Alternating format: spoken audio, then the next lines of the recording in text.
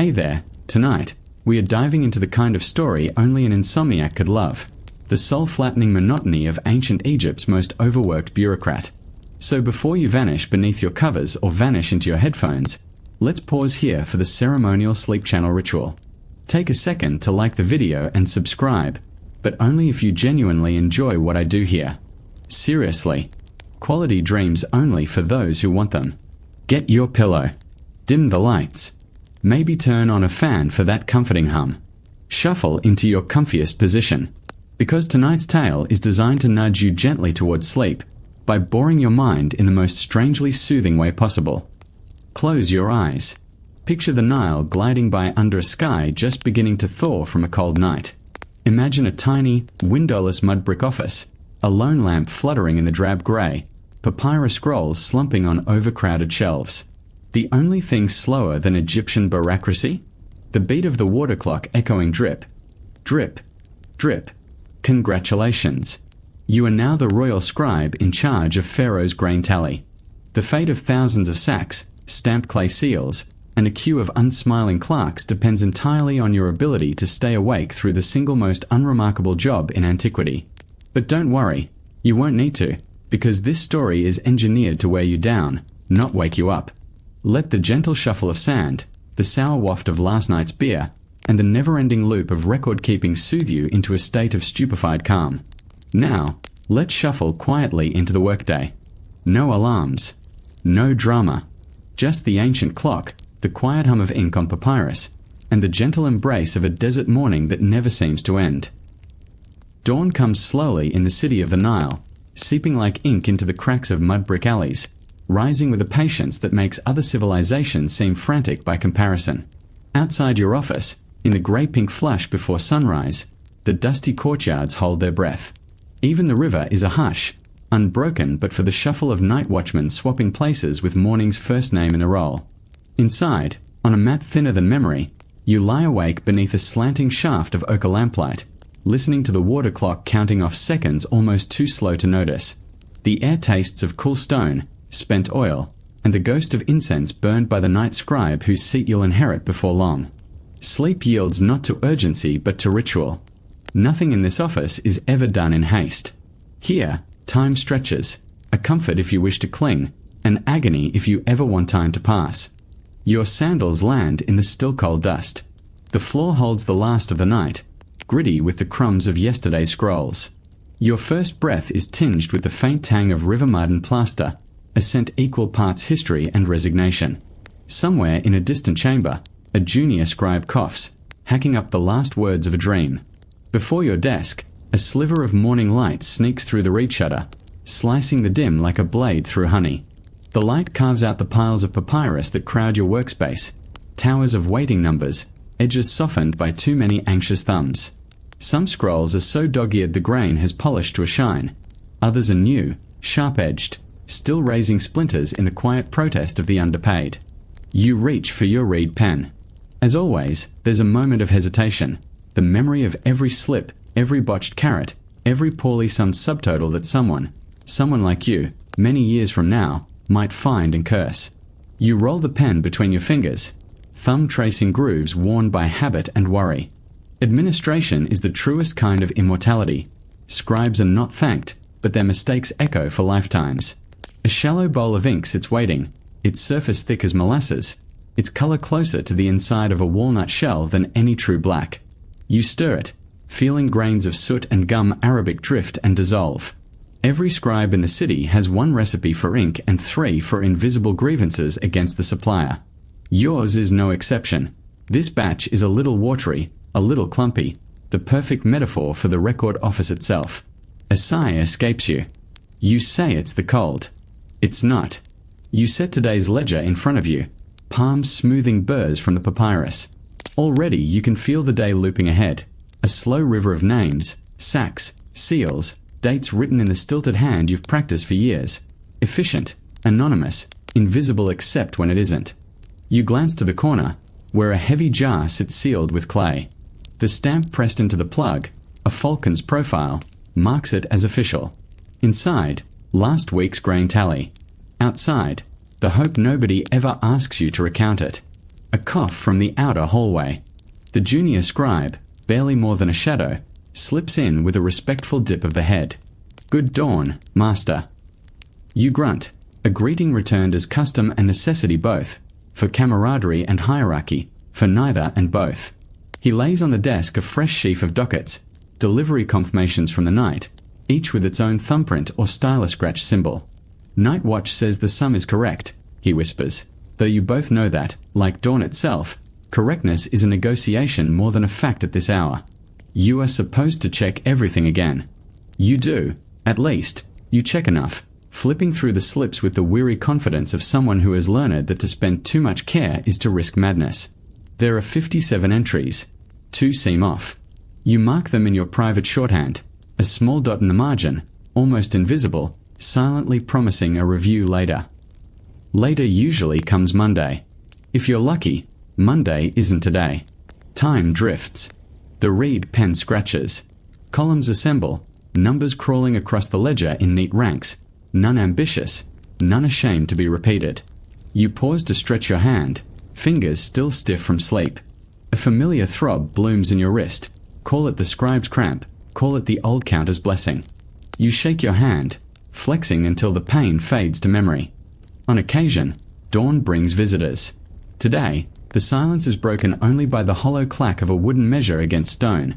The grain overseer, lean and hollow-eyed, checking sacks for weight before you ever write the first total. His mouth is set, his hand stained dark from yesterday's tally. He nods at you, mutual survivors in the morning's pale trenches. He measures 12 sacks, mutters over 3, leaves the lot for your final accounting. You record the numbers as if you believe them, as if trust were a renewable resource, and on some days it is, if only in theory. In between each notched calculation, your mind wanders along the wall, past tally marks from seasons before, etched deeply into the mud plaster, a record of floods and famine compressed into single, sharp lines. You add your own, absently, the knife in your hand almost an extension of the pen, marking not really for memory but for the comfort of adding something solid to the subtle grain of days. Somewhere near the kitchen courtyard a cat yowls. You wonder, with a warmth you don't dare express, if it's last week's visitor, the one with a half-missing tail and a talent for sneaking into storerooms unattended. You sip tepid water from a chipped mug. Morning has grown warmer, the light starker. You can feel the slow tick in your body as the city stirs, the jangle of market bells, the slap of sandals on compacted earth, the creak of doors, the murmured prayers of first offerings. But all that is outside. Inside, the world of the scribe is a pocket, a little cave of order, monotony, and numbers that only nearly matter. You ink your read again. You dip, you scratch, you blink, and for a moment your mind describes the perfect circle of boredom. Task, completion, task, review, pause, begin again. Between each, a little hope for something. What? Surprise? Interest? A conversation worth telling stories about? In this office, you learn to let go of such desires, replacing them with the small satisfaction of a column perfectly aligned, a total that requires no correction. The junior scribe is humming now, a tune you know but won't name. It's the kind of song that sticks to quiet moments and never finds its way to festival nights. Above, the water clock drips. Tick. Pause. Tick. Endless and precise, the only timekeeper more reliable than the ancient, pounding monotony between your ears. A bit more light crawls through the shutters and paints long, uneven bars across your cluttered desk. The city outside is fully awake now, in no hurry to rush but deeply committed to repetition. You hear faint voices echoing off the temple walls, the donkey cart rolling over flagstones, and an older woman bargaining over this morning's onions. All of this, distant, yet somehow mundane enough to comfort rather than distract. Here, in your record office, everything proceeds at a ceremonial crawl. Today's sacks must be weighed, the stampings of last night's delivery pressed and checked, then catalogued with slow exactitude. The junior scribe stands at your elbow, reading out numbers that he, like all juniors, hopes you'll take on blind faith. That, of course, is not the way to survive. You check each mark, each sequence of archaic signs, with practiced eyes. Some entries are sloppy, a sign the night clerks fell again into drink or indifference before their shift was complete. You circle 2, frown, and set them aside. quietly making a memory of whose hand is on the drop. No formal accusation now. There will always be a time for self-preservation later. You sign 2 scrolls with your stylus, feeling the drag as the tip catches on ragged edges. Not all papyrus is created equal. Some of this was bought too cheap, pressed thin as old promises, prone to tearing at just the wrong spot. You suppress the urge to complain aloud. Even grumbling is a luxury, one best spent when there are witnesses with the power to relay your woes up the chain. After a time, the overseer returns. Now his eyes are sharper, his voice brisk as he reads your figures and your tiny side notes. It balances, mostly, he says. This, you have learned, is the closest you will ever get to praise. He picks up the pile of scripts and taps them into straightness. There's a delivery mistake here. Sack marked as wheat feels lighter. Barley, perhaps. He doesn't challenge, not openly, but leaves the error resting on your pile. An accusation with no anger behind it, just the weight of endless bureaucracy. You nod, make a show of scrutinizing the mark as if solving a military cipher. You know already it is only half a mistake. The scribe responsible is on his 2nd week, his learning curve more generous than the Nile's own bends. You'll fix the number, quietly, in the summary column. If fairness is an illusion, at least you keep the illusion honest. With morning almost run out, the junior scribe fetches water, a ritual more about delaying real work than quenching legitimate thirst. You drink, anyway, welcoming the cool grit against your tongue, the faint taste of rush leaf and silt, the gentle burn at the back of your throat. Hydration is trustworthy. It works the same every day. Someone shuffles outside the door, muttering curses. The heat is gathering with reluctant purpose. You brace for the coming sweat, never truly ready, always somehow surprised when the first bead rolls down from brow to clavicle. The ledgers are halfway finished. This is the part of the day when ambition dies, when you make do not for greatness but for the avoidance of obvious failure. Your fatigue deepens. Numbers swim and blink back, challenging your concentration with every flick of your wrist. You catch yourself doodling, a small heron in the gutter, a pattern of waves on the corner of the margin. You hastily erase them with the butt of your pen. A moment's whimsy could be a career's undoing if an audit collides with the wrong humor. Still, such marks persist, an invisible kinship stretching backward through centuries of bored functionaries, all idly sketching in the safety of invented margins. A burst of laughter erupts outside, sudden and bright, only to be stomped down immediately by the low bark of a senior. You feel the urge to follow the sound with your eyes, to remember the soft curve of daylight on the square stones, the shimmer of heat closing the gaps between buildings. But the world here is drab, scented with ink and the slow decay of wood and ambition. The junior scribe leans in. His face is pinched with doubt. Did I miss a figure from last night's South Granary? His tone hopes for denial, but you flip through the sheet and nod. It's here. Double marked, but I caught it. He deflates, grateful and ashamed in one exhalation. That's why you're the master, he offers. But you both know it's more tenacity than talent, more habit than genius, more dread of mistakes than love of accuracy. A breeze kicks up through the room, fleeting and sharp. You inhale. For one moment, the entire world, the sweat, the ink, the history, is suspended in the miraculous ordinariness of simple, passing wind. Then the reed shutter rattles, the columns swim, and dawn edges closer to noon. It's another day's work done, at least, the first, smallest part. Soon the heat will rise, the tasks will multiply, and the ledgers will demand to be closed before you are ever truly ready. But for now, dawn's work stands in neat rows. The record office persists. And you, ancient Egypt's most punctual bureaucrat, find a kind of quiet hope in the repetition, the knowledge that, for at least a few hours each morning, order, however temporary, has the last word. The light in the office has shifted from grey to pale amber, thinning the shadows into soft ribbons that slip under shelves and curl around your ankles. It is still morning, barely, but the rhythm has settled. The reed pen moves with that familiar, drowsy confidence.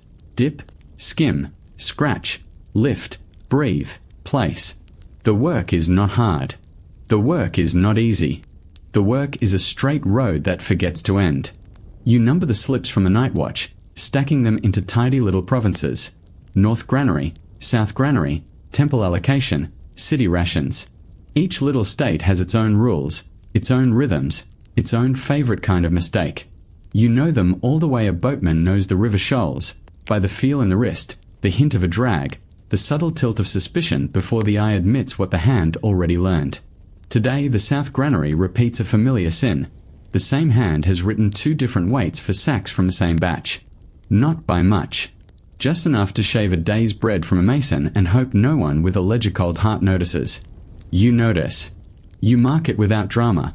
A narrow triangle in the margin, your private habit for check again when nobody's bored enough to argue.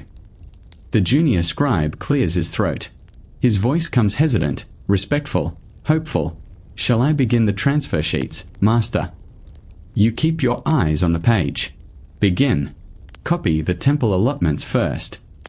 He nods, eager to be sanctioned by the voice that turns ordinary anxiety into ordinary work. There is a pleasure in this hour, the smallest pleasure, but real. While the city shakes off sleep, you are already half swaddled in order, wrapping chaos in linen, tying it with twine. The ledger pages lie flat, the ink dries true, the numbers behave the way tamed animals behave, mostly docile, with a twitch of wildness here and there to remind you not to trust them entirely. A cock crows late, and must be scolded by another cock for his tardiness, if the answering sound is anything to judge by. Footsteps pass the corridor in a slow parade. Sandals, bare feet, a single music of soft slaps and familiar grit. Someone carries a tray that rattles, someone stifles a laugh, someone coughs like old floorboards. The overseer returns with an empty measuring stick, a good sign. He leans the stick against your desk, tilts his head to the side the way men do when they want to see whether you found the same problems they found and whether your face will confess that fact without words. It balances, you say before he can ask.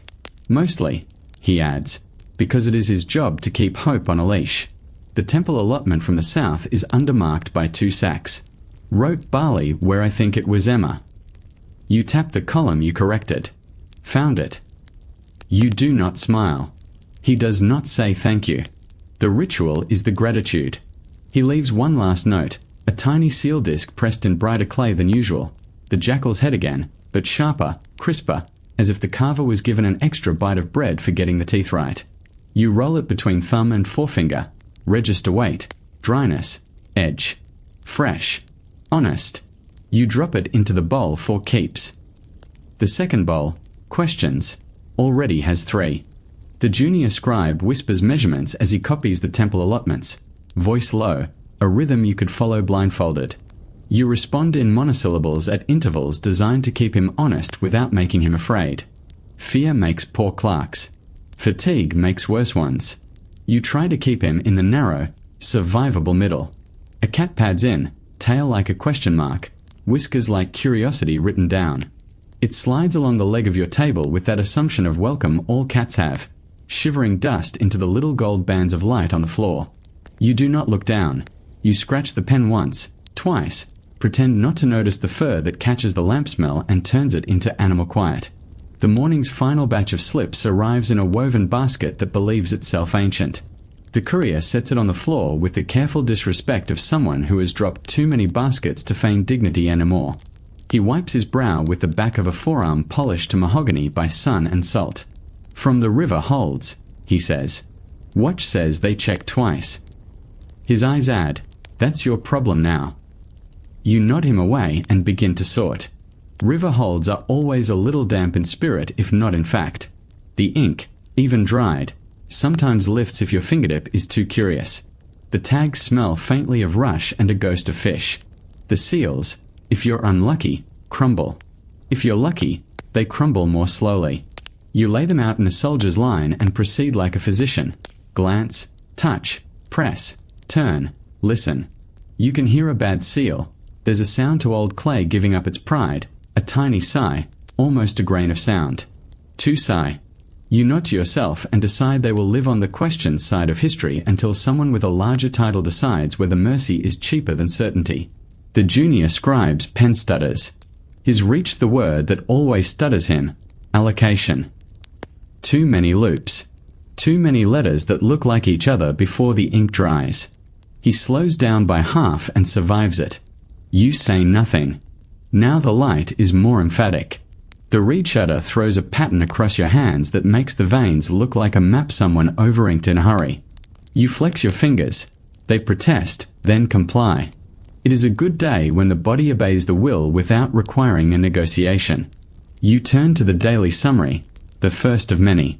This one is for you alone, the secret ledger that lives under the official ledger. Triangles for suspicion, dots for fatigue, a tiny curl that means auditor in bad mood, a slash dash that promises don't die on this hill. No one taught you these marks. They arrive over years like the way lines arrive in a face. Seasonal, cumulative, inevitable. The secret ledger has saved your life 5 times, your pride 10, and your job more often than you admit. The junior scribe finishes the temple sheets and sets them to dry on the high shelf where cats cannot edit history. He waits, bouncing once on his heels like a child practicing stillness. What next? He asks. South granary transfers, you say. Use the heavier reed. The papyrus is cheap. He blushes, both for the papyrus and for his future spent taming it. He chooses the thicker pen, tests the nib the way you taught him, firm press, tiny roll, no bite, and starts in. The sound is good, a buttering scrape rather than a tear. You give him the gift of watching without comment. The courier from the river returns, this time with a clay shard bearing a hurried note. Boat delayed by sandbar. 2 days. You rub the temple above your eye with a knuckle, then put your mark in the margin that means not a crisis if we pretend it isn't. You adjust a column by a hair.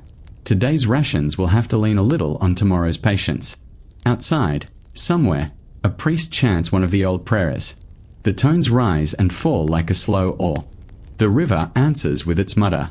The city, as always, pretends not to be listening. You pull the first ledger closed. The tie creaks. The knot remembers your fingers. Another opens under your hand, identical except for the weight of what it will one day remember incorrectly.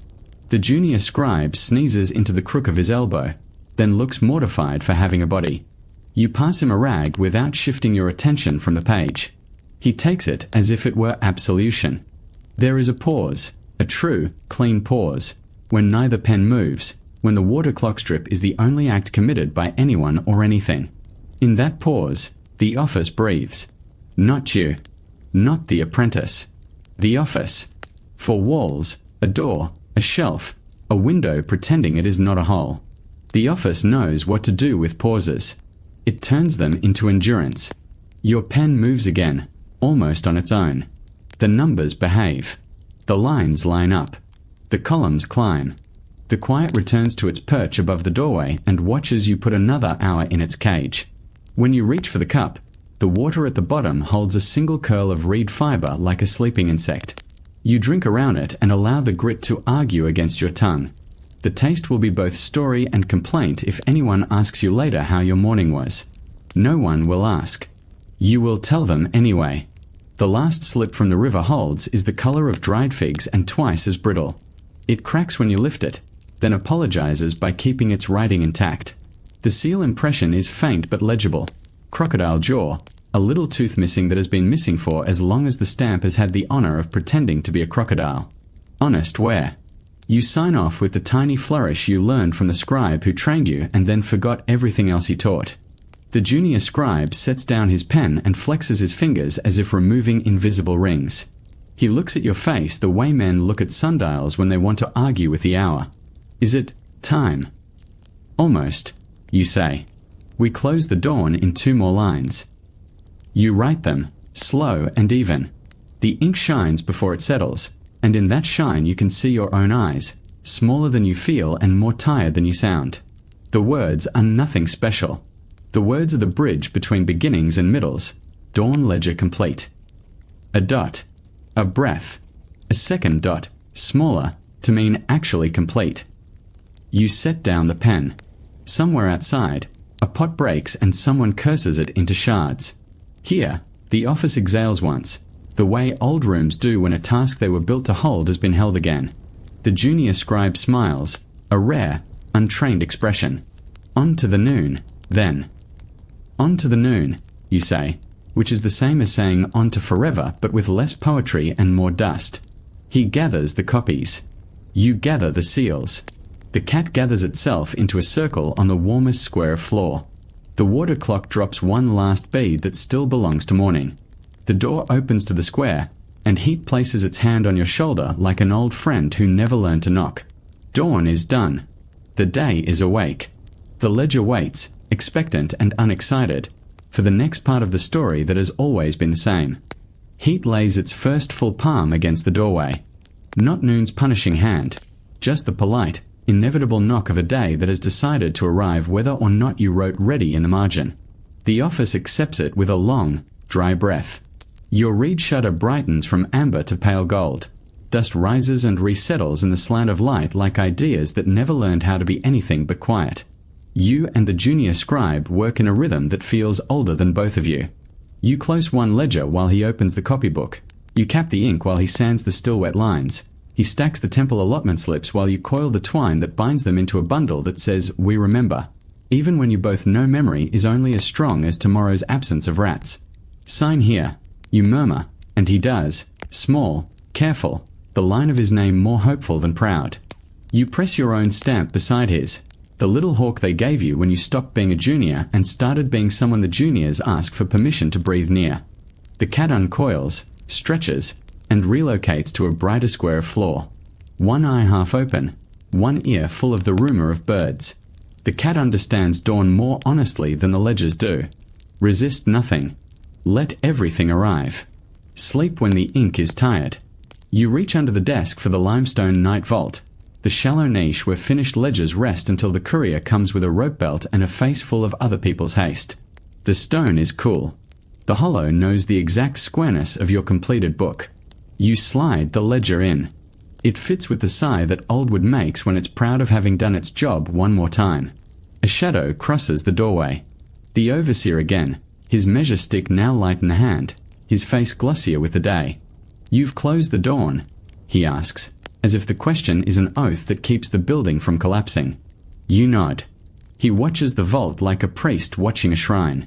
"Good," he says, which is this place's version of a festival. "I'll send the courier by the temple wall." Flood forecasts came early. "They'll want your allotment sums with a rabbi." He coughs, corrects himself softly. "With a rabid urgency." A nervous smile. Words slip when sleep is short.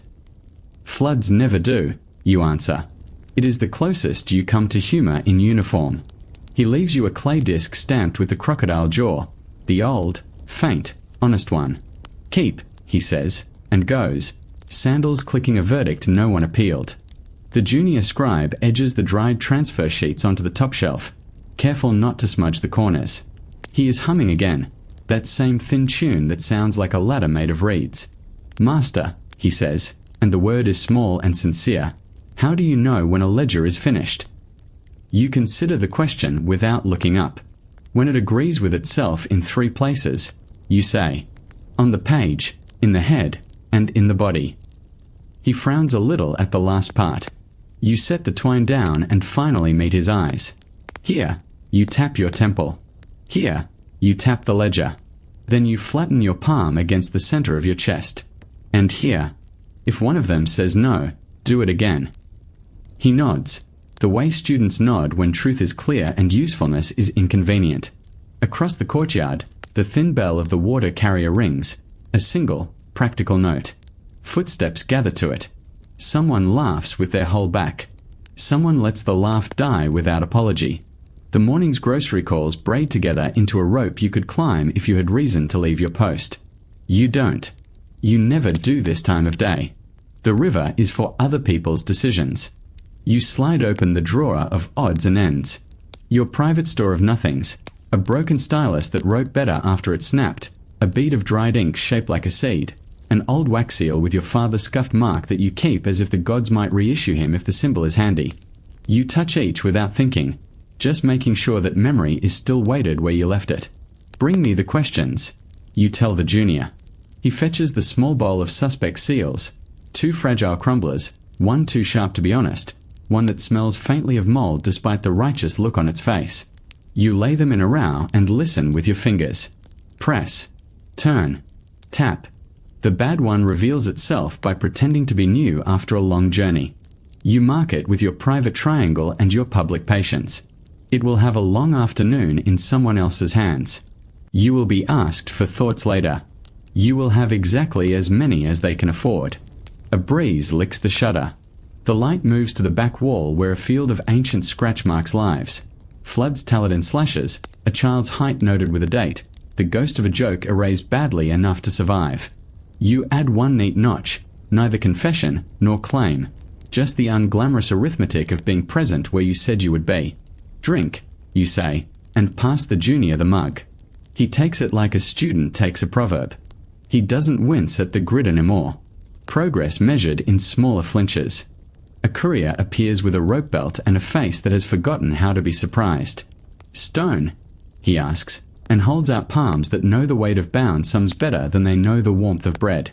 You hand him the executive fragment, the limestone chip with your neat totals, wheat, barley, emmer, rations, offerings, reserves, numbers stitched together into the kind of truth that keeps boats loaded and kitchens quiet. He squints at your mark, grunts, tucks the stone under the belt with the care men give to things heavier than the punishment for dropping them. Temple first, you remind, though he knows. He nods anyway because the ritual is how the information remembers itself. He goes. In his wake, the office feels briefly hollow, like a mouth that has said an important name. The hollowness passes. The room retakes its shape around the work left behind. You run a palm over the desk to collect splinters and stray sand. It is an old gesture.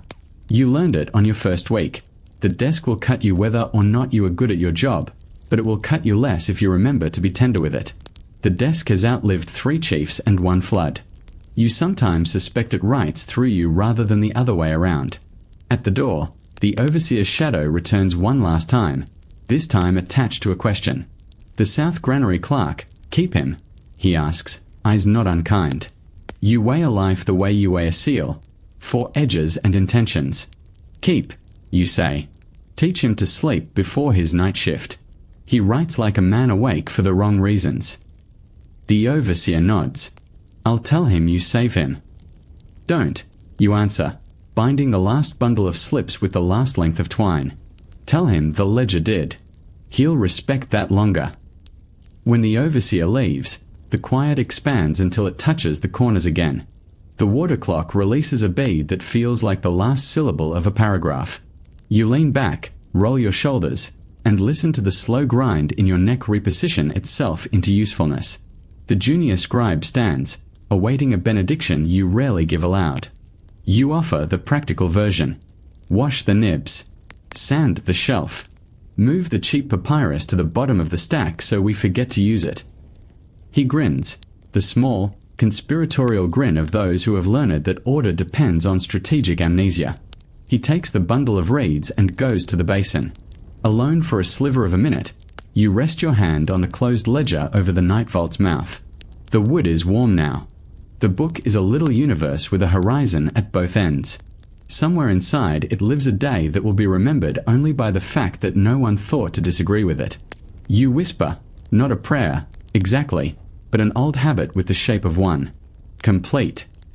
The room answers with a kind of agreement no human voice can make.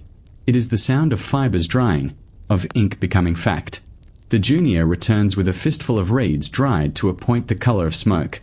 You choose 2, balance them across the rim of the ink bowl like crossed oars at rest. Then you tie the shutter in a half-open position, enough light to say we are alive, enough shade to admit we will not hurry. On to the noon, he asks again, and there is no dread in it. There is just the tired curiosity of those who have realized the road does not turn, and have decided to walk it anyway. On to the noon, you say. You lift the latch.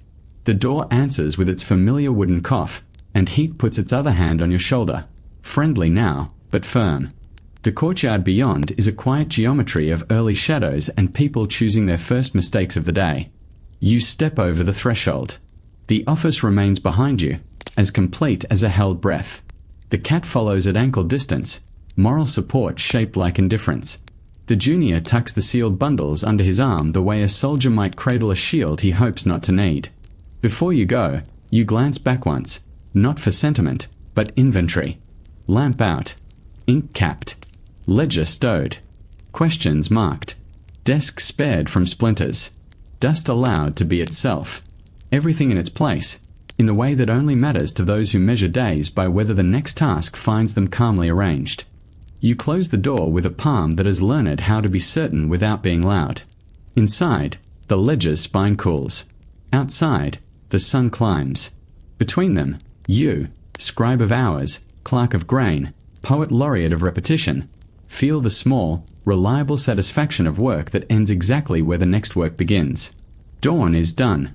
The water clock lets fall one last drop that belongs to morning.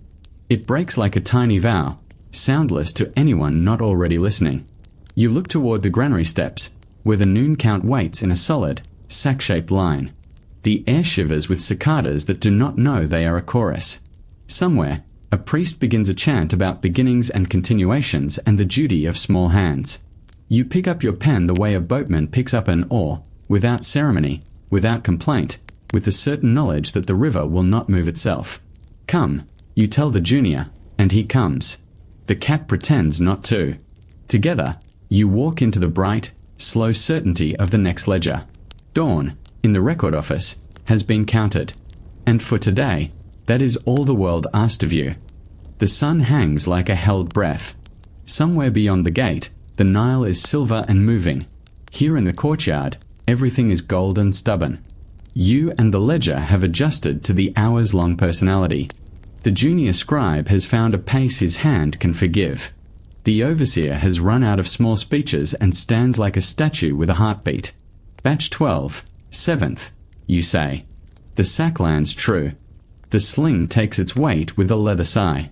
The pointer floats up, then settles as if suddenly remembering where it was supposed to be all along. You write the number, and it fits the column the way grain fits the palm, completely, unremarkably, and with a satisfaction no one needs to see to know. The junior copies, slower but not worse. He checks his own line with a tiny tilt of the head that says he knows the difference between pride and accuracy and is choosing the second. A thin procession passes the lane outside, a mother carrying a jar, a child carrying a stick pretending to be a spear, a man walking as if escorted by thoughts he will not share with anyone for the rest of the day. For a moment, the courtyard feels like the center of a quiet galaxy of ordinary orbits. Then the next sack arrives, and the galaxy remembers to work. From the far wing, the chief auditor reappears with two assistants whose sandals are too clean for their titles. She reads your completed batches while you work through fresh ones, a long practice dance where no one steps on anyone else because the music is so predictable. Your triangles, she says mildly, indicating your private suspicion marks. Speak with good manners. It is meant as praise. It also serves as a warning. Keep the triangle small. Batch 12, 8th, the junior scribe announces. He stops stumbling on the word allocation, but 8th still sounds like a bite he's not sure he should take. You write it for him with your usual careless care, a way of teaching that works as long as no one says it out loud.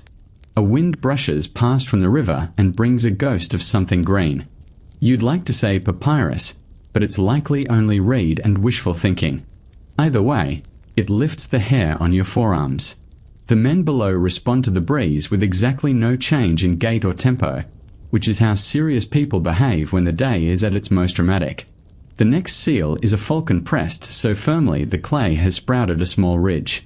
You press it flat with your thumb and the years in your thumb. Overzealous, you murmur, and the overseer flicks an eye in your direction that says he has also known many men like this. Batch 12, 9th, you say.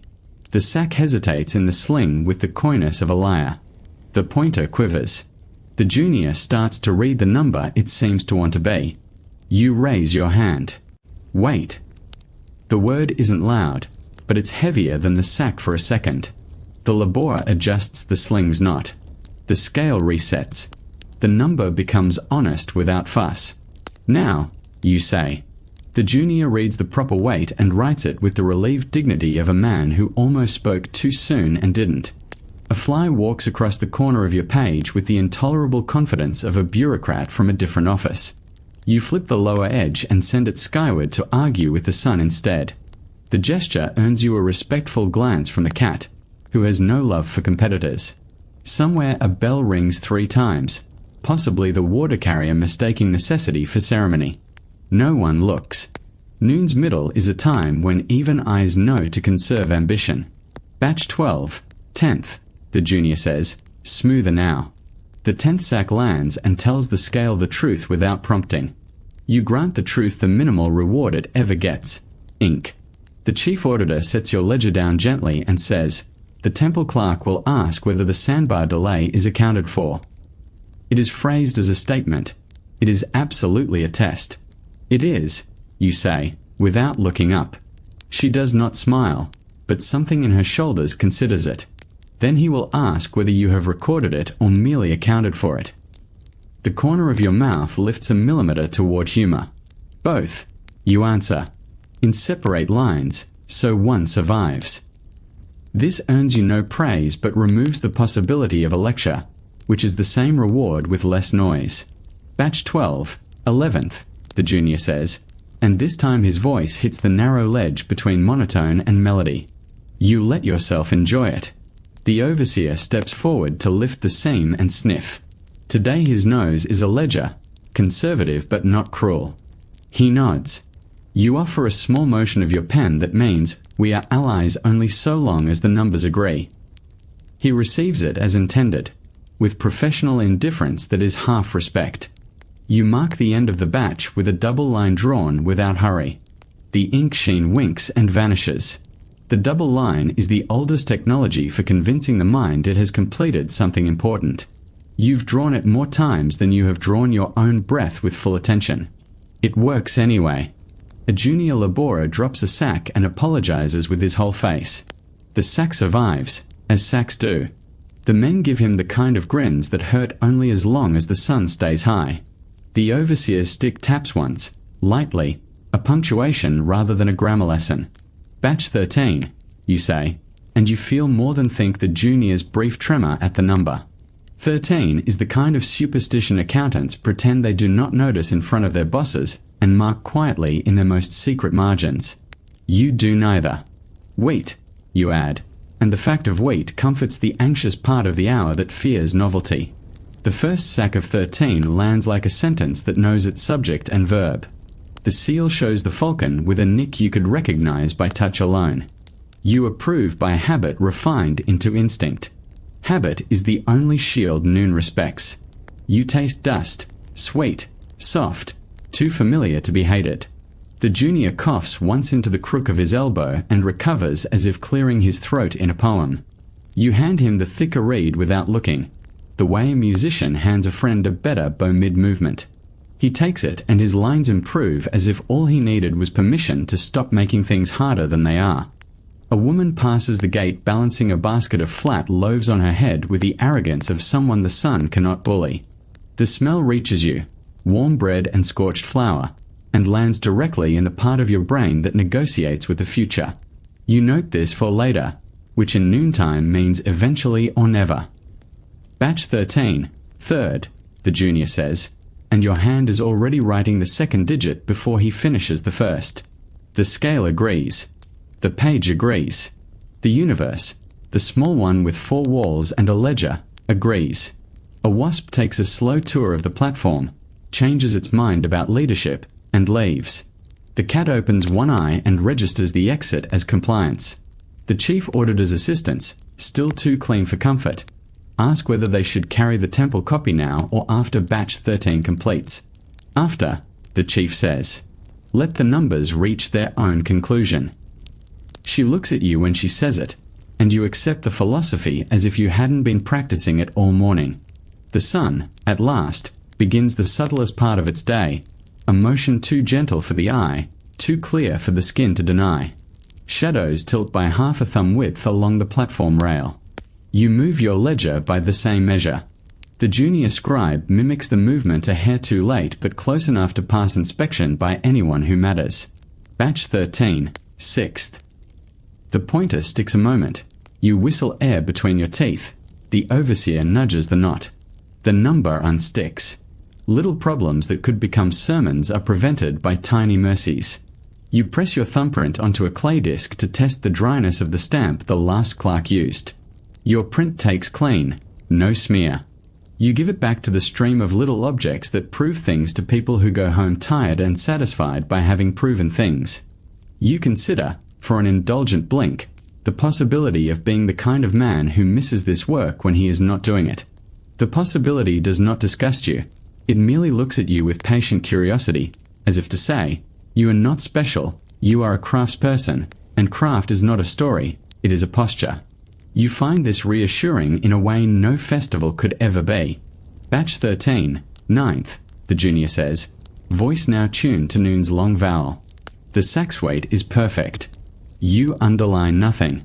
The overseer taps nothing. The cat sleeps without intermission.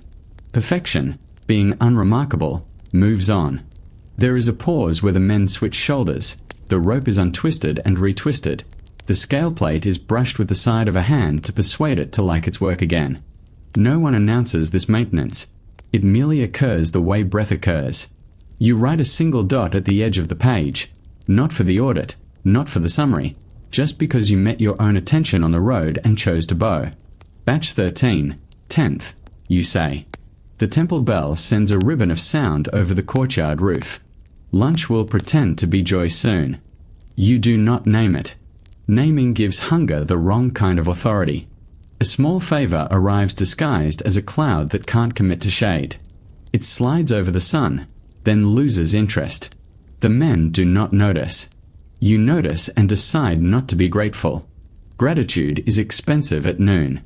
The chief auditor collects the temple copy and nods in a direction that contains both respect and skepticism.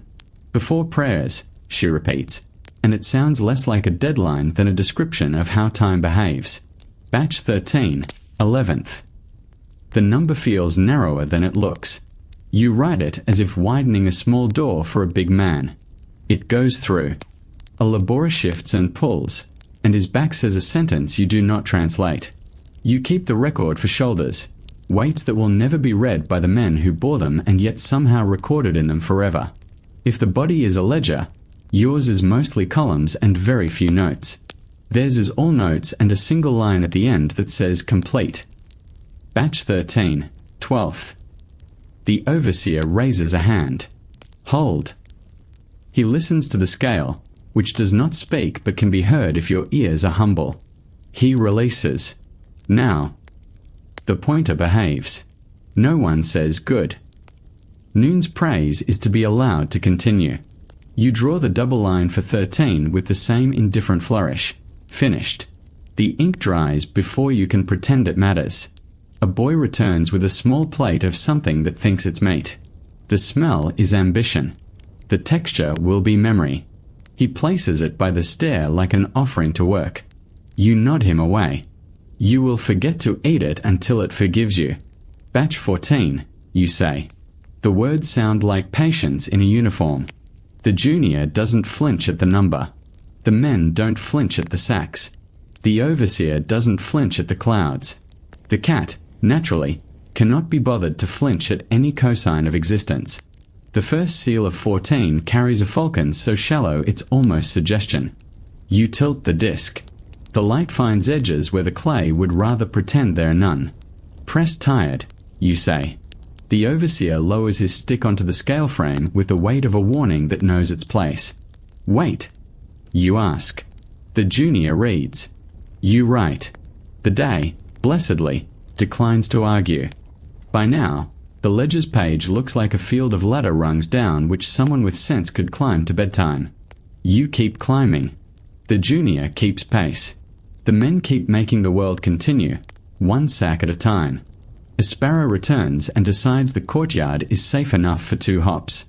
The cat opens one eye and claims credit. You smile with your shoulder, when no one can accuse you of softness. Batch 14, 2nd. The pointer slows, decides, lands. The number you write is unheroic, undramatic, and exactly the kind of fact that holds up the temple roof. You say nothing profound, no prayer, no aphorism chiseled for young scribes to copy. You breathe in heat and breathe out arithmetic. The hour holds. The men move. The ledger remembers. And noon, longest of simple words, keeps its appointment with eternity without needing to be thanked. By late noon the courtyard loses its edges and becomes aglow, stone bright as old bone, air humming with heat like a held note. The scale arm stretches its shadow to the far wall, tracing an invisible sundial only scribes bother to read. The men move in that practiced, noon-safe rhythm. Lift, settle, pour, step. Lift, settle, pour, step. The overseer's stick rests against his shoulder like a second spine. The ledger, open on the rail, drinks numbers without complaint. Batch 14, 7th, you say, and the sack lands with a patience that suggests it has been a sack in many lives. Wait, write, pour, stamp, repeat. A small breeze sidles across the platform like a thief with good intentions. It shifts nothing. It offends no one. Still, every chest in the courtyard takes one forgiving breath at exactly the same moment, as if cued by a god who prefers subtle cues. The junior scribe's wrist is tired. He hides it, but the reed nib tattles in tiny hesitations. You hand him the thicker pen without commentary. He takes it like a man receiving a duty rather than a kindness. His line steady, which steadies the hour more than anyone would think. A fly lands on the pointer, campaigning for inflation. You blow once. The pointer reconsiders its platform. The fly takes its causes elsewhere. Batch 14, 8th. The seal is pressed so shallow it's nearly a rumour. You tilt the disc until the falcon's beak appears. Not bold, not false, merely tired. Accept, you murmur. Noon forgives honest fatigue faster than it forgives zeal.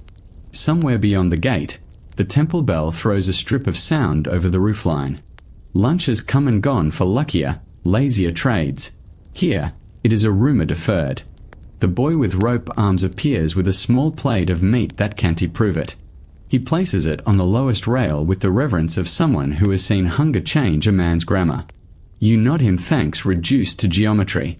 You forget the plate as soon as you accept it, which is a kind of mercy for you both. Batch 14, 9th. The pointer falters, then confesses. You write the confession down, which makes it truth. The overseer tips the sling with 2 fingers and grants absolution to rope and knot. A swallow tattoos the sky. The cat claims responsibility for its arc by blinking. The chief auditor returns with fewer assistants than before. Some losses are strategic, especially in heat. She holds the temple copy like a lamp in a dark stairwell. Before prayers, she repeats, as if the words themselves were timekeeping devices. You pass her the current totals, then the little list of notes for seals that deserve conversation later. She skims, taps your smallest triangle with the semi-approval of someone who prefers suspects that introduce themselves politely. Continue, she says. You had no plans to stop. By batch 14, 11th, the ledger page looks like a ladder down which someone could climb into sleep without ever touching the floor. Your hand prefers drawing the double line to anything else. It will have to wait. The men do not hurry. The numbers do not either. Haste has no column. A sack arrives torn, clean edge, honest accident. The overseer marks it for repack with a lift of his stick that sounds like a sentence ending early. You add a dot to the margin no one will ever read. It means this was nobody's fault, which is rarer than blame and twice as expensive. Batch 14, 12th. You can feel the sun begin to move, not by light but by pressure. The world loosens half a buckle. The junior's voice remembers how to be less stubborn. Yours never forgot. A laborer laughs at nothing in particular. More air than joy, more sound than news. It is the finest kind of laughter at noon. No audience, no ambition, only relief assigning itself a voice. Batch 14, 13th. The number passes without myth. The scale refuses superstition. You do, too. Ink dries equally on saints and omens. The final sack of 14 sighs into the sling like an apology that knows it will be accepted. The pointer steadies in that precise middle ground between arrogance and doubt. You write, then, at last, draw the double line. The hour exudes a soft click. A small choir of knuckles flex. The cat does not applaud. The overseer steps forward into the narrow strip of shade under the platform rail. He sniffs the seam of the last sack, then lets the flap fall with a nod so economical it could be measured in grains.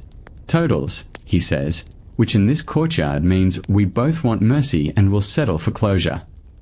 You flip to the summary page and begin the last ritual, the quiet coronation of a number large enough to make sense of smaller ones. The junior calls your line items in a steady monotone. You add, carry, add, fold, reduce. You place the last digit carefully as if it could roll off the page and shatter on contact. The ledger does not shake under your hand. It approves. Wheat, you say. Barley. Emma. Each word lands like a measured step. Each total is the end of a road and its own signpost. The overseer watches the numbers settle with attention only other people would call pride. You copy the final figures to the temple stone, the executive shard that tells priests and auditors and cautious gods that the day's river through this courtyard ran within its banks. Your reed scratches the limestone, leaving letters that look steadier than you feel. You stamp your mark, the small hawk that has travelled with you across more ledgers than conversations worth keeping. The chief auditor takes the stone with both hands. Before prayers, she says again, and this time it is less a directive than an agreement between adults who do not expect surprises. She goes. The assistants follow, slightly dustier, slightly wiser, exactly noon old. The men adjust shoulders. Rope is rewound. The scale plate is brushed with a palm. A few stray kernels pop underfoot and become memory. The overseer stick kisses the frame. Tap, tap. Done, he says. The courtyard believes him. You breathe, the way men breathe after counting long enough to find the end of a thought. The junior sets his reed aside and looks at his fingers as if they might confess something. They do not. You hand him the rag anyway. Profession is a liturgy of small foresights. The cat stands, stretches into a question mark, and answers itself by walking toward the plate of meat like a conclusion long delayed. You concede the argument. The cat wins. You close the ledger with the care owed to a thing that will be reopened by someone less tired and more critical. The twine creaks. The knot remembers your hands. You lower the bound bulk into the cool mouth of the day vault beneath the platform. The stone lip accepts it like a thought finally put away. The courtyard exhales. Heat loosens another buckle. The men's voices resume their human tones. For a long, amiable moment, no one is anyone's task. On to the audit. The junior asks, half dread, half duty. You consider the state of your wrist, the depth of your patience, the angle of the sun now sliding from command to custody. On to the audit, you say, which in this office means, we leave the heat behind, but not the work. You collect the bowl of questionable seals and your secret margin notes, the triangles and dots that kept you awake long enough not to make the mistakes they record. The overseer nods, a version of escort. The men filter back toward shade and errands and their own names. At the doorway you look back. Habit, not sentiment. Ledger stowed. Scale at ease. Plate of food in negotiations with a cat. Dust allowed itself to be. Noon has been counted and put away. Afternoon waits like a room you already know by heart. You step inside the cool of the record office, and the day changes temperature without changing subject. The water clock picks up the sentence where the scale left off. The lamp breathes into flame. The desk offers its splinters. The junior lays the temple copy on the high shelf to dry. You set the bowl of seals down and roll the first disc beneath your thumb. Afternoon's work has its own rhythm. Slower, closer, more suspicious by design. The open air was a chorus. This is a solo.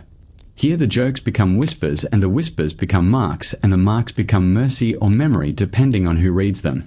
You clear your throat once, quietly enough not to awaken the part of the hour that demands performance. Inspection, you say, and the word resembles prayer if you hold it softly. Somewhere outside, the last bell before prayers paints the wall with sound. A priest begins a chant that climbs and descends like breath on a ledger line. You let it braid into the tick of the water clock and the scratch of your reed and the soft rasp of clay under a patient thumbnail. In this room, numbers become verdicts only if you let them. Better to let them be witnesses. Precise, calm, enough. You press the first seal to your ear and listen, not for words, but for that faint crumble that means time has been unkind. You hear nothing except your own quiet. Good. You lay it in the keeps bowl. The next one sticks to your skin a fraction longer than it should. Triangle in margin. Notation: pressed in haste, truth intact, pride wounded. A breeze fingers the reed shutter. The room smells less like sweat and more like lamp smoke and clay and the dry, patient sweetness of papyrus. The junior's pen makes a companion scratch. The cat installs itself on the threshold as if appointed guardian by sleeps and bylaws. Afternoon will become evening, and evening will ask for closure. There will be totals again, this time smaller, as mercy usually is.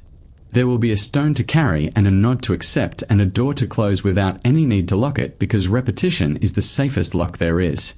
You roll one last seal, and it skids against your fingerprint like a confession. You smile with one corner of your mouth and let the confession be forgiven. Now, you say, the audit. The junior sits straighter. The room sits with you. Outside, the sun begins to step down its long stare. Inside, the lamp agrees to stay. Between them, the water clock speaks without hurry. You answer in columns. And as the courtyard's brightness recedes, the work narrows, away from Saxon sun and into the stillness where a seal's edge, a smudge of ink, a tiny variance of weight become a whole hour's worth of attention. The heat has handed the day to carefulness, which is where Chapter 3 begins, afternoon audits and paper cuts. Where the light thins, the room cools, and the numbers trade their noise for whisper, asking to be believed. One seal, one line, one patient breath at a time. Afternoon folds over the record office like a cool cloth. The courtyard's white blaze is now a pale memory behind reed shutters. The light in here has thinned into long, careful rectangles that sit like quiet guests on the floor. The water clock resumes its small authority. Drip, think, drip, punctuating the kind of work that would rather be believed than admired. You sit at the desk that knows your elbows, and the desk sighs in wood. Noon has been humid, tamed, put away. Now comes the work that pretends to be small. Seals, slips, margins, the geometry of suspicion, the art of patience. Afternoon is the hour of the faint sound, the slight variance, the almost, where the difference between good and grief is a single grain lodged in the hinge of a scale and a scribe who notices it. The junior scribe sets the bowl of seals on the table with both hands, like a boy returning a borrowed river. Questions, he says, and the word has no drama left in it, just duty.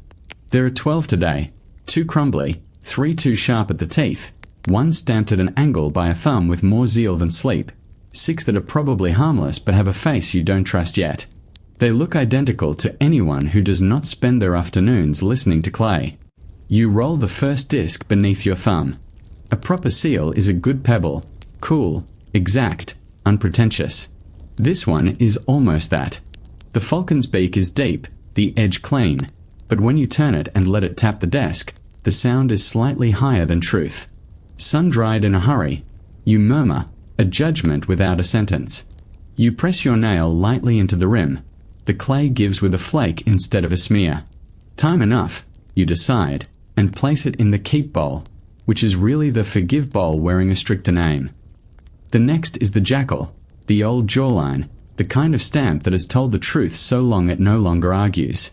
You tilt it to the light. There's a sheen where there shouldn't be. Fat from careless fingers? No, oil. You rub the surface with the heel of your thumb until the shine is human again. Handled by the hungry, you write in the margin, a triangle to remember it. Hunger marks everything it touches, even honesty. Outside, the last before prayer's bell slides across the air and disappears politely into stone. The cat installs herself in the doorway like a doorman who naps between dignitaries. The lamp takes the cue and steadies. Its scent is warm wick and olive and the memory of last night's conversation. You pick up a disc that feels wrong even before you look. It's light in the palm, too light for clay, too proud for wax. The stamp is crisp, too crisp. Not false, precisely, but pressed with a hunger to be recognized. You run it beneath your ear and listen. A true seal is quiet. This one whispers back. There's the faintest rasp, like sand in the throat of a liar. You smile despite yourself. Pressed on damp, you note, and mark it for recheck. To a scribe, damp is not weather, it's character. The junior hovers, waiting for verdicts like a novice priest measuring the distance between silence and sermon. You say little. Numbers work better with fewer speeches, but you let him see your hands. Press, turn, tap. Listen. Look where the light licks the rim. Smell for river and thumb and haste. Afternoon audits are less vision than audition. Will the temple clerk argue? He asks, eyes fixed on a seal he suspects but cannot afford to convict. He will inquire, you say, which is what arguing looks like when everyone's tired. We will have notes. Notes asleep for other people's doubts. He nods, as if you handed him a bigger bed. You move to slips, those thin tablets of papyrus that remember more of the morning than any man in the courtyard. On the first, the weight matches. The hand is a little drunk in the numbers, but the totals are sober. You mark it as recorded and as lived, which is your favorite pair of phrases in a world where fiction often marches in uniform with fact. On the second, the total agrees with itself only at the top. By the bottom, it's acquired a generosity the scale didn't endorse. You draw a narrow line under the addition, nothing flamboyant, just enough gravity to pull the sum back into adulthood. Corrected, you write, and in parenthesis, smaller, with respect. Bureaucracy that sneers doesn't work. You learned that from the first chief who didn't like you and taught you everything anyway. The third slip is river dark, the ink shade you get when a clerk writes on a morning that began with clouds, a spill, and a story he won't repeat at work. The seal on its string is honest, the weight is boring, the date is yesterday. You circle it once and mark the margin with your own tiny glyph that means ask cheerfully, answer kindly, fix quietly. The water clock ticks with the dignity of a widow. You stand, stretch, and every joint contributes an opinion. The room edits your bones back into adequacy. In the courtyard beyond the shutter, a donkey laughs. You accept the critique. Break, the junior asks, not invested in either outcome. Break, you agree. You allow yourself a swallow of tepid water from the chipped cup marked property of Pharaoh, which means property of whoever found it. It tastes like copper regret and old stone. The cat blinks like a lazy blessing. You resume the desk, same lamp, same bowl, same patient geography of the afternoon, and now the light is leaning. The rectangles on the floor have become rhomboids, slipping toward the far wall. A breeze rummages through the shutter and fails to improve anyone's situation but the lamps.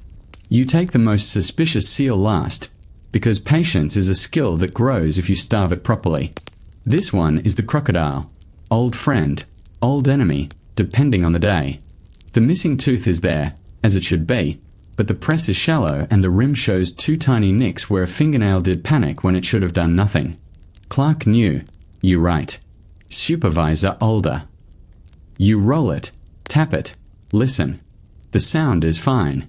You put it in keep, and you mark the slip with the dot that says send reassurance, not reprimand. The difference between scolding and training is a harvest, not a single loaf. A slow minute gathers. The room becomes the size of its breath. You count your own, 4 in, 6 out, letting the mind stand at the window and the hands keep their jobs. From the high shelf, the temple copy looks down, drying into certainty. The junior has copied your totals neat enough to be left unsupervised for 3 hours. You mark a small praise in your head and do not let it into your mouth. Too many praises give men fevers. Too few, coughs. Now come the microchecks, a litany that lasts longer than any festival hymn and would put a crowd to sleep faster than bread. Seal to slip, slip to ledger, ledger to summary, summary to stone. The smallest ceremony works best when performed without witnesses, and with the reverence of a farmer checking whether he can't change. You spot a doubling, your hand, not his. A 3 written as an 8, or an 8 written as a 3 masquerading as effort. You smile, caught. You draw a hairline through the belly of the lie and write the correct figure above. Smaller, humbler. Scribe is mortal. You note in the privacy of your skull, and the room agrees. The junior leans forward. Will the chief inspect these before prayers? She already has, you say. She will again. You place the corrected slip atop the others with the soft authority of someone who has made peace with relentlessness. We make it easy to say yes. He mirrors your stacking, sheet edges even as city walls. His shoulders lower 1 finger width. The lamp hums. The cat arranges her tail to resemble a seal's perfect ring. Everyone does their small work well. Outside, sandals, many of them, begin the walk toward prayer. Voices, low and threadbare, stitch themselves into a chant that climbs the wall and rests on the shelf, humming through the copy like a friendly moth. The room listens without disagreeing. You build the afternoon's final monument, a small pile of keeps, a smaller pile of questions, and a tiny pile of ask, but kindly. In the Bureau's secret language, this is an act of mercy disguised as accounting. No trumpets, no punishments, no speeches from men who enjoy speeches too much. Just the slow, patient placing of things where they belong. You cap the ink. The lamp reduces its breath. The rectangles of light decide they're triangles now and drift toward the door. The junior gathers the keeps, wraps them in a cloth that used to be more ambitious, and places them in the side niche, the day's coffer, a cool mouth that makes the office purr. The questions he sets on your left, because that is the side of your eye that never falls asleep. You take a last look, not because you distrust your work, but because you enjoy the look of completed attention.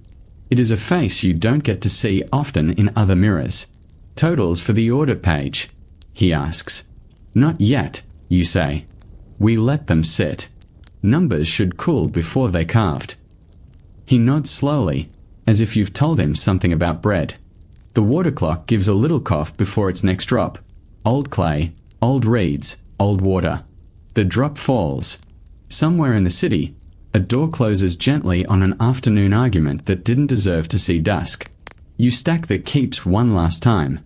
Square, true, trivial to the world and essential to supper. You draw a small triangle in the corner of the top slip. Not suspicion, merely habit. The triangle is your signature punctuation. You like the way it points at nothing and makes nothing feel important enough to be guarded. Outside, the chant softens into individual voices, then into steps, then into silence. The office inhales. The cat inhales. You inhale. The day becomes thin enough to see tomorrow through it. Now the paper cuts. You say, rye, and flex the fingers that have forgotten how not to sting. The junior grins like a man who has bled enough to claim belonging. Evening is coming, and with it the second ceremony of closure, the order totals, the courier stone, the last signature that makes the day official rather than merely endured. But not yet. Afternoon is still yours, this small island of quiet between noon's heat and dusk's decisions. The best part of the day for numbers that want to whisper and be believed. Set the auditor's page, you say. Leave the totals blank. We'll earn them. He nods and lays the blank where a blank looks best, waiting in the middle of purpose. Beyond the shutter, a breeze stirs and thinks about becoming night. In here, the lamp lowers its voice to match. You roll one last seal without looking and know it is honest by the way it fails to surprise you. The office, satisfied with your attention, leans back in its walls. You do the same. Somewhere in the distance, a boy runs, a woman calls, a donkey disagrees. In here, the water clock prepares another drop. When it falls, you'll begin the next little ceremony, totals that take the shape of rest. But for this breath, for this quiet, for this unstung moment, the work has stopped asking to be anything but small. And you, ancient Egypt's most meticulous insomniac, are good at small. Ready? You ask the blank page. It doesn't answer. It doesn't have to. The afternoon settles into its best version of itself, quieter than noon, steadier than morning, patient enough to let numbers confess at their own pace. The lamp is turned down to a small, convincing sun. The reed shutter is half-tied, half tempted by a breeze that never quite arrives. The water clock keeps time like a gentle schoolmaster, regular, kind, unignorable. On the desk, Order disguised as clutter. Keeps wrapped in a square of linen that has known better days. Questions in a shallow bowl that used to be a better bowl.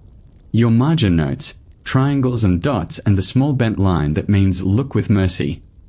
The blank audit page waits where a blank belongs, centered, expectant, unafraid. Totals?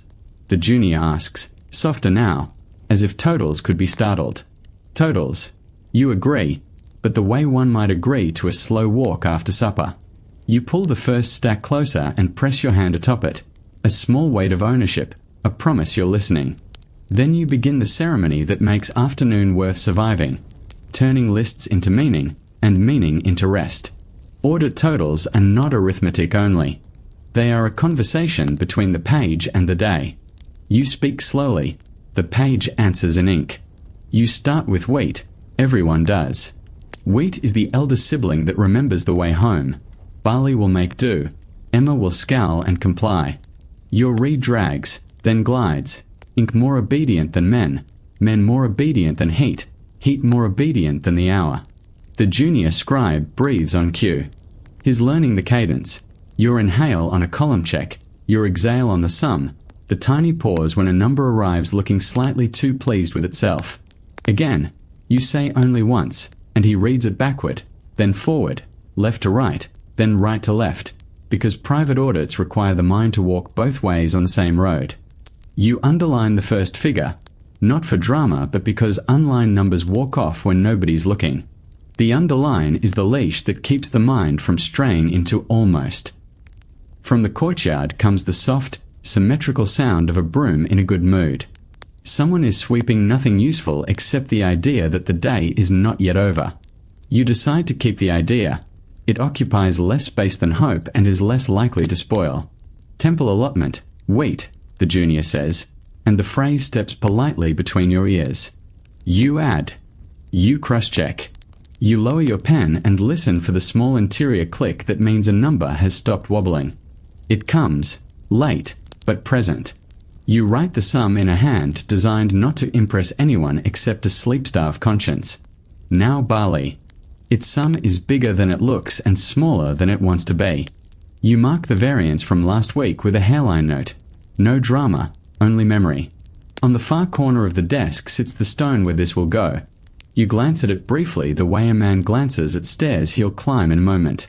The junior scratches the temple copy, careful not to outpace your checks. You don't forbid him accuracy. You teach him the dignity of it by making it take its time. He catches himself before allocation tangles his tongue. Progress. You tilt the reed nib and let it skim. A ribbon of ink that will not fade until the rats go to temple and pray to be forgiven for chewing history. Emma, you say, and the word makes both of you want to sneeze. Emma receivables have that effect. Too heavy for sunlight, too light for piety. You rest the reed a moment on the lip of the inkwell, then set to balancing what Emma believes about itself with what the scale enforces. It's a short sermon. Emma confesses with reluctance and finally agrees to be what it has always been. Half the page has grown into respectability. You can feel it, an honest leaf loosening under your palm. You pause, roll your wrist, pass the reed to your left hand and back again, a useless trick that shakes attention free from the cobweb of ritual. The lamp hums. The water clock drops one more thought into the belly of afternoon. Now the variances, you say, and the room accepts a chill like a ghost passing a threshold. Variances are the part of the day that admits the day is not a god. You line them up, you listen to each, you let the kind ones go and the troublesome ones stay. The kind, sandbar delays, pressed in haste, Clark knew. The troublesome, eagerness where there should be sleep, flattery stamped in clay, a weight that wants to be rounder than it is. You do not scold, you bind. A question seal rolls into your hand as if drawn by gravity reserved for worry. The crocodile with the missing tooth meets your thumbnail. The surface feels right, the sound is shy, the edge is almost too smooth. Changed hands. You whisper, the way men whisper during agreements, and mark a second tiny triangle. Not a new suspect, merely a request. See the master at dusk. The master will have opinions. You will have data. The triangle will become a dot if the conversation knows when to end. Outside, voice and prayer have dissolved back into the ordinary abuse that passes for neighborly commerce. Price of figs, price of water, price of forgetting both. Inside, your totals have begun to find their own posture, upright, slightly bored, confident without smugness. You love numbers most when they have the decency to be dull. The junior pours water into the chipped cup and waits to see if thirst outranks habit. It does. You drink. It tastes of stone and the bottom of ambitions. You nod once. He drinks without apology. The cat, having claimed the square of light near the threshold as ancestral land, blinks in the slow grammar of forbearance. You return your focus to the page where small orderings become fate for kitchens and altars. Temple offerings. You write them in a hand that could answer in the dark if asked a century from now. City rations. A line that leans only as much as the scale permitted. Reserves. A line as straight as a guard with nothing to do. You thumb the corner of the page and feel the slight bite of the papyrus. The page is awake, and so are you. Check me, you say, and the junior reads your sums back as if he were a doorman reading names. Twice. The second time reversed. You chase a hesitation in your own head and find it. The 3 you nearly misread as an 8 in your morning hand. You fix it without ceremony. Scribe is mortal. You think again, and feel less bad than last time. The room darkens by a shade that isn't night yet. The lamp obliges, full of flame, smaller smoke. The air shifts from straw and sweat to clay and oil and the faint metal of old water. Afternoon never promises comfort. It gives you clarity instead, which is the kind of mercy that doesn't need to be thanked. Now, consolidation. You gather the keeps, palpate their edges until the stack resembles a geometry teacher's favorite child. You set the questions to your left, where a watchful eye lives. They ask, but kindly you place at a distance the length of your own patience. Later, a more official patience will join yours. For now, the private one leads. The junior arranges the temple copy on the high shelf and checks the cat's perimeter for tail-related interference. All's well. Even the cat agrees. Barely. Ready for stone? He asks, eager but subdued, as if stone were a title to be earned. Soon, you say. Numbers should cool. He takes this like bread, chewed slowly, swallowed with respect. You allow yourself a non-professional glance through the shutter. The courtyard is smaller now, the light slanting, the men gone to eat or pretend to. A boy runs past too fast for the heat and doesn't collapse. A stray ribbon of smoke moves like handwriting. The scale rests with its mouth slightly open, dreaming of being a well. Back to the page. Back to the read. Back to the ceremony that remains when festivals fail, the audit total. It is not the largest number of the day, nor the most dramatic, but it is the number that permits night. You call it into existence deliberately. Grain accounted. Allotments reconciled. Variances noted. Corrections made. You write this in a hand that will still have authority when your own hands have lost theirs. The junior copies, every line a little prayer you didn't write notes for, because some things are taught only sideways. Posture, breath, the exact width of permission in a hot room. You stamp the page with your hawk, small, familiar, neither proud nor sorry. The wax takes it evenly. The corner curls and then thinks better of it. The seal is not a crown, it's a hinge. Stone, you say now, and the junior's shoulders complete a sentence that began when he was hired. He brings the limestone chip from a shelf where the day's memory sleeps. Its weight is the weight of choices already made and crimes not yet committed. On it you inscribe the hour's last brag.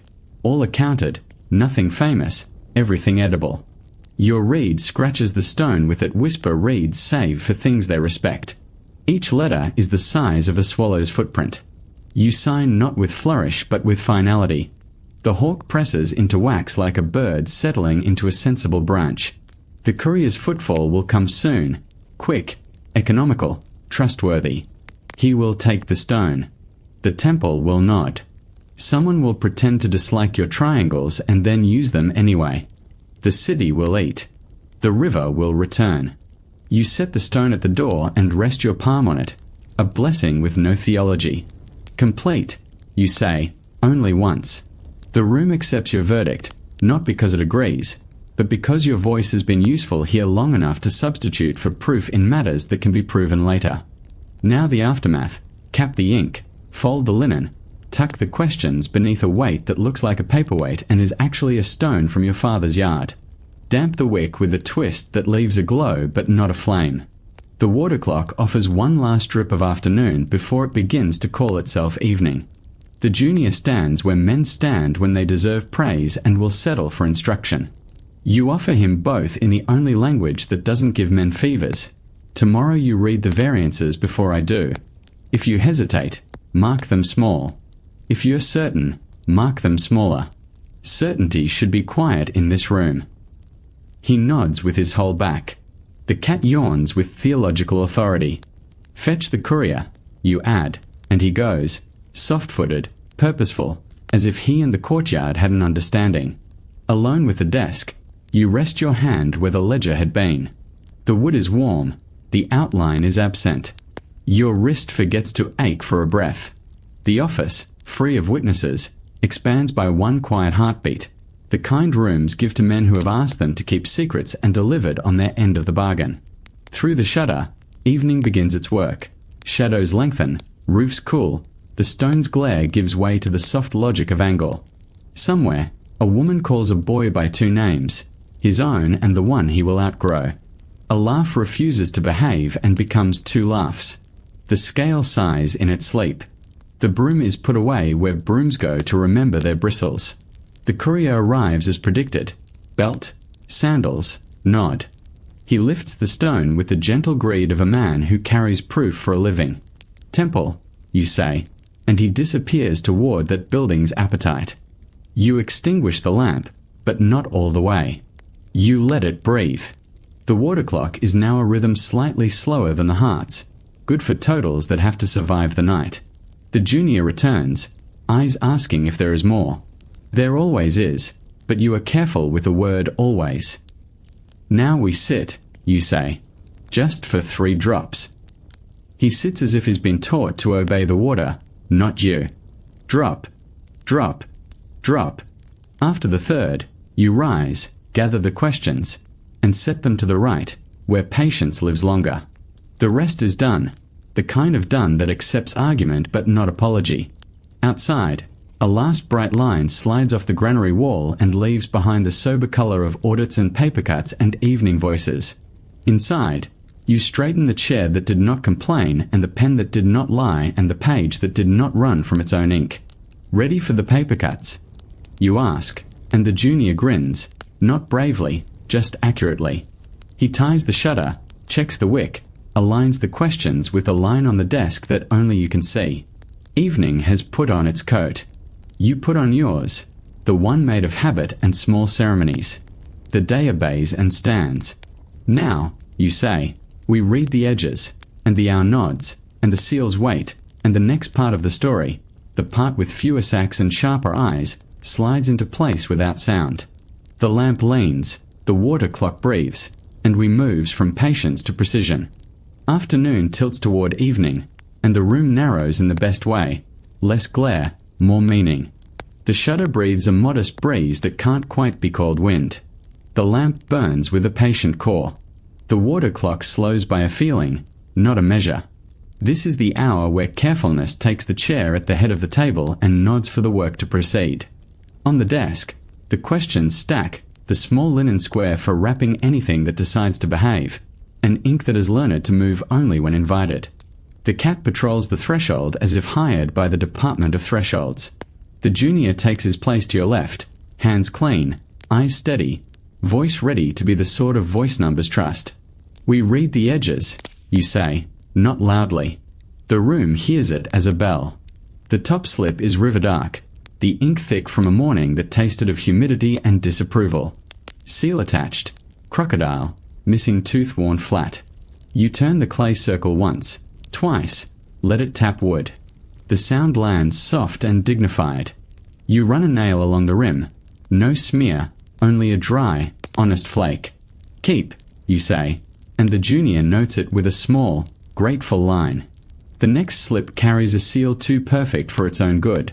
a falcon pressed in crisp relief as if the clay hoped to earn a compliment from the gods. You tilt it toward the lamplight and see the faintest sheen where no sheen belongs. Thumb oil, you murmur, and rub it back into honesty. The weight recorded matches the ledger. The date is this date. The hand is the hand of a clerk eager to be seen. Keep, you add, then smaller. And mentor, because correction without instruction is a stone that pretends to be bread. The third is a riddle. Weight honest, seal honest, total honest, but the line item feels proud. You read it forward. The junior reads it backward. The math survives scrutiny, yet the page insists it has been admired too closely. Triangle, you decide, your smallest suspicion mark, a nudge that says ask once, not twice. He draws it without flourish, the way an adult closes a window before rain. Outside, the courtyard turns a shade quieter and a shade wider, as if evening opens it from the inside. Somewhere, a child invents a game with rules too complex to teach adults. Somewhere else, a pot debates with a lid and loses amiably. The scale rests like a creature that has earned sleep. You continue. A seal with an edge nicked by a fingernail that feared breaking. Pressed in haste, truth intact. A slip with a date written into the wrong line, then corrected with a humility you respect, as recorded, as lived. A weight that recurs in a pattern too neat to be purely luck. Allocator fond of roundness. Watch. The junior begins to anticipate your rulings by breath, not by guess. When you inhale, he knows to hold the slip still. When you exhale, he's ready for keep or ask. Twice is right, once he isn't, and the grin he tries not to own tells you your trade has already started to adopt him. You pause for water. The cup is a chipped veteran that wears the word property like a joke. It holds the taste of long stone and minor iron. You drink. He drinks. The lamp approves by doing nothing dramatic. The next seal whispers the faint rasp of clay that dried under a jealous sun. You listen with your ear and the pad of your thumb. Sun-bitten, you say. Enough to doubt, not enough to punish. Triangle. Ask gently. The junior writes gently, the way men write the names of people they hope to meet on a kind day. Now the little totals, the ones that prove the big totals weren't lucky. You stack by granary, cross-check by clerk, fold against the ledger page as if matching a friend's step in the dark. The numbers align, not perfectly. Perfection is a rumor, but faithfully. You write a small dot beside each batch. The dot means witnessed. Not blessed, not applauded, simply watched by eyes with no taste for theatre. A thin line of smoke wanders past the shutter. It smells like someone else's supper and something sweet scorched on purpose. Your stomach remembers its job and then forgives itself. The cat remembers the plate by the door and forgives you for forgetting. Ready for summaries? The junior asks, and is learned not to be proud of readiness. You wet the reed and nod. You begin to build the page you will not apologize for later. Under review, you print neat as in size stone, kept, corrected, asked, pending. Beneath each, the small names that matter only to this office, the ones for clerks, shifts, boats, and excuses. You write without noise. This page is not for argument. It is for clarity. You give it the hand people believe before they concede. From the far side of the building, a broom goes quiet, a door sighs into night. The water clock drops a thought with the solemnity of a scribe signing a decree no one will quote. You draw a tiny underline under the last keep. It is a private lullaby for your own attention. The last slip is the one you saved because you do not like surprises after you have earned your rest. The seal is the falcon, the relief shallow, the rim irregular, the kind of irregular that speaks with two voices. You tilt it. The light answers with an edge where there should be an echo. You press with the pad of your thumb. It resists with the exact resistance of clay that wishes it were wax. Changed at the margins, you say, and the junior stills as if a bird has landed on his shoulder. Not condemned, you add. Just questioned with a chair. In this office, that means, everyone sits, no one shouts, the scale stands nearby like a priest, the reed writes while voices remind themselves to be useful. Triangle, Yes, but drawn at half height, the size of a small breath. He copies it perfectly. You put the slip on top of pending, which is the polite name for our next hour. Now read me back, you say, and he does, keeps, corrections, asks, pending. His voice never celebrates. This is how adults celebrate here. The cat returns to the threshold with an expression that translates to "You've done enough. Now do the rest." You do, because doing the rest is the only way not to have more to do tomorrow. You lay the finished review page beside the audit totals and let them spend a moment together. They look like a pair that married young and refuse to be dramatic about it. The junior sands the ink with the lightest whisper of grit. You lift the page, breathe under it once, release the breath as if handing a cup to a generous river. From outside, steps approach, the kind that belong to someone who likes being punctual without liking announcements. The courier.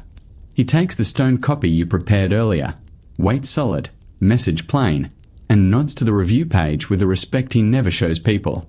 Temple, you say, and he is already gone, because a job well understood requires no words to survive.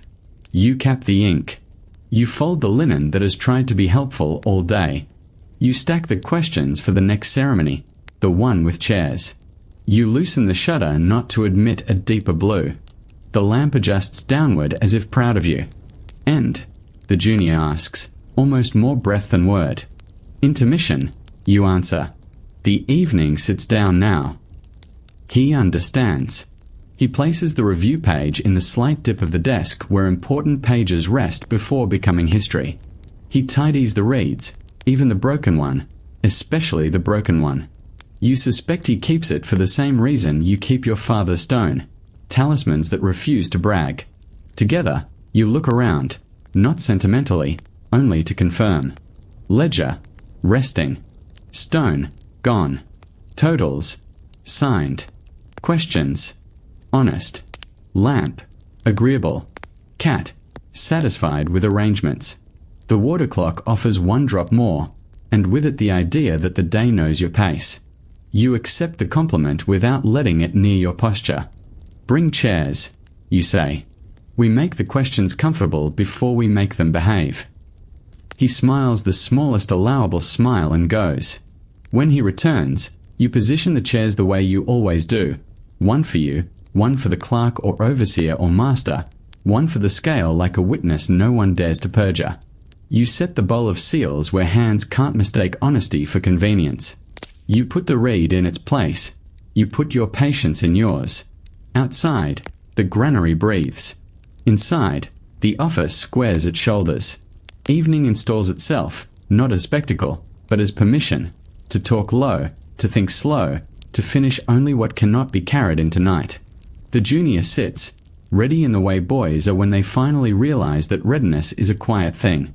You rest 2 fingers on the first pending slip and feel the roughness of the papyrus, the slight unevenness of its cut, the warmth it stole from the day. You look at the door without expectation. You look at the scale without fear. You look at the lamp without need. Call them, you say, and the hour obliges, not with trumpets, but with the soft arithmetic of footsteps finding a room in which truth prefers a chair. Somewhere, the courtyard swallows the last of the light. Here, the numbers stop whispering and begin to speak, politely, one at a time. Evening takes the room gently by the shoulders and sits it down. The reed shutter lets in a velvet blue that knows how to be quiet without being shy. The lamp's flame lowers itself to a steady, modest tongue. The water clock, never impatient, now sounds like it has learned to nod. This is the hour for chairs, the little tribunal when numbers stop whispering and practice speaking in full sentences. You have set the room the way habit prefers. 3 chairs in a triangle close enough that no one raises their voice. 1 for you. 1 for the visitor. 1 for gravity itself, the scale, like a witness who takes oaths by existing. On the desk, the pending slips, the bowl of seals, the linen square, the reed, the sand, the patience. The junior sits to the side with a slate and a soft voice, present, not central. He will learn more by copying the shape of silence than by hearing your recipes. First, you say, and the word is softer than an invitation, firmer than a welcome. The South Granary clerk arrives with a nervousness that smells faintly of candied dates, trying too hard to be sweet. He is older than his posture admits, younger than the ledger says. He sits edge of chair and keeps his hands where everyone can see them, which is not guilt so much as courtesy pretending to be guilt. You slide the slip and its seal toward him. This, you say. No accusation wrapped in paper. Just a noun looking for a home. He picks up the seal, a falcon shallowly pressed, and tips it to the lamp as if it might confess to light before it confesses to people. You wait. Evening is relentless. You don't have to be. Pressed in haste, he says at last, the words landing carefully. We were behind. The night shift wasn't. His mouth adds, I tried to inherit their speed and forgot to inherit their sleep. He looks at the weight, looks at the total, looks at the triangle in the margin. The weight is right, he offers. I swear by the jaw of the crocodile. This is either poetry or a habit where he's from. You nod as if receiving a proverb. You don't lecture. You don't absolve. You lift the seal, roll it, listen. Keep, you say to the junior, who writes kept beside a tiny note that will later be understood as grace. Press slow. You add to the clerk as if you're asking him to hand you a spoon. He bows with his eyes and leaves a little lighter than he arrived. Next. The overseer steps in on the balls of his feet, the way men do when they would rather be outdoors. He has the look of a man who has survived both better days and worse mornings. He takes the chair and sets the stick against his thigh like a pen he never learned to use. You slide him a slip with a double triangle, the rare mark that means this felt wrong twice. Explain, you say, a word at once too small and exactly big enough. He reads the numbers and makes a face like a man trying to remember which door led to the courtyard and which led to the storage jar. The rope, he says. It had a memory from older knots. Slipped the first measure. We weighed again. I did not like the first honesty. I liked the second truth. Truth likes routine more than you do, you say, and he grins with half his face, the half that knows you're right. You place the seal, the crocodile, of course, in his palm. He grips it like a little prayer he never says aloud. You reweigh using the hand scale you keep for these rituals. The pointer gives up a number that agrees with the second, not the first. You nod. Correct as amended. You say for the junior to write. The overseer takes this like a blessing made out of directions. Next. The river clerk arrives with a salt line dried at the edge of his brow and a face that travelled through heat and arrived in shade without learning to be grateful. He sets his hands on his knees and does not apologize for them. You pass him the slip you marked, ask cheerfully, answer kindly. He frowns at your cheerfulness as if it were a debt collector. The sandbar, he says, before you ask. We unloaded twice to clear the draft. Someone counted the sacks by the effort, not by the line. His shrug is beautiful. He doesn't defend himself. He doesn't surrender. He just puts the truth on the table and lets it sit upright. You love men who do this, not because it saves your time, but because it saves your voice. Measure, you ask. He gives you the numbers. First load, second load, the false pride of a total that belonged to a different boat. You revise in the ledger, line through, smaller number above, a note in the side margin for the auditor, corrected by both error and river. The junior makes a copy. The riverman nods once and disappears like a cloud with legs. Next. Silence. It arrives as a guest that reminds everyone to be better hosts. No footsteps at the door. No throat clears. The lamp hums.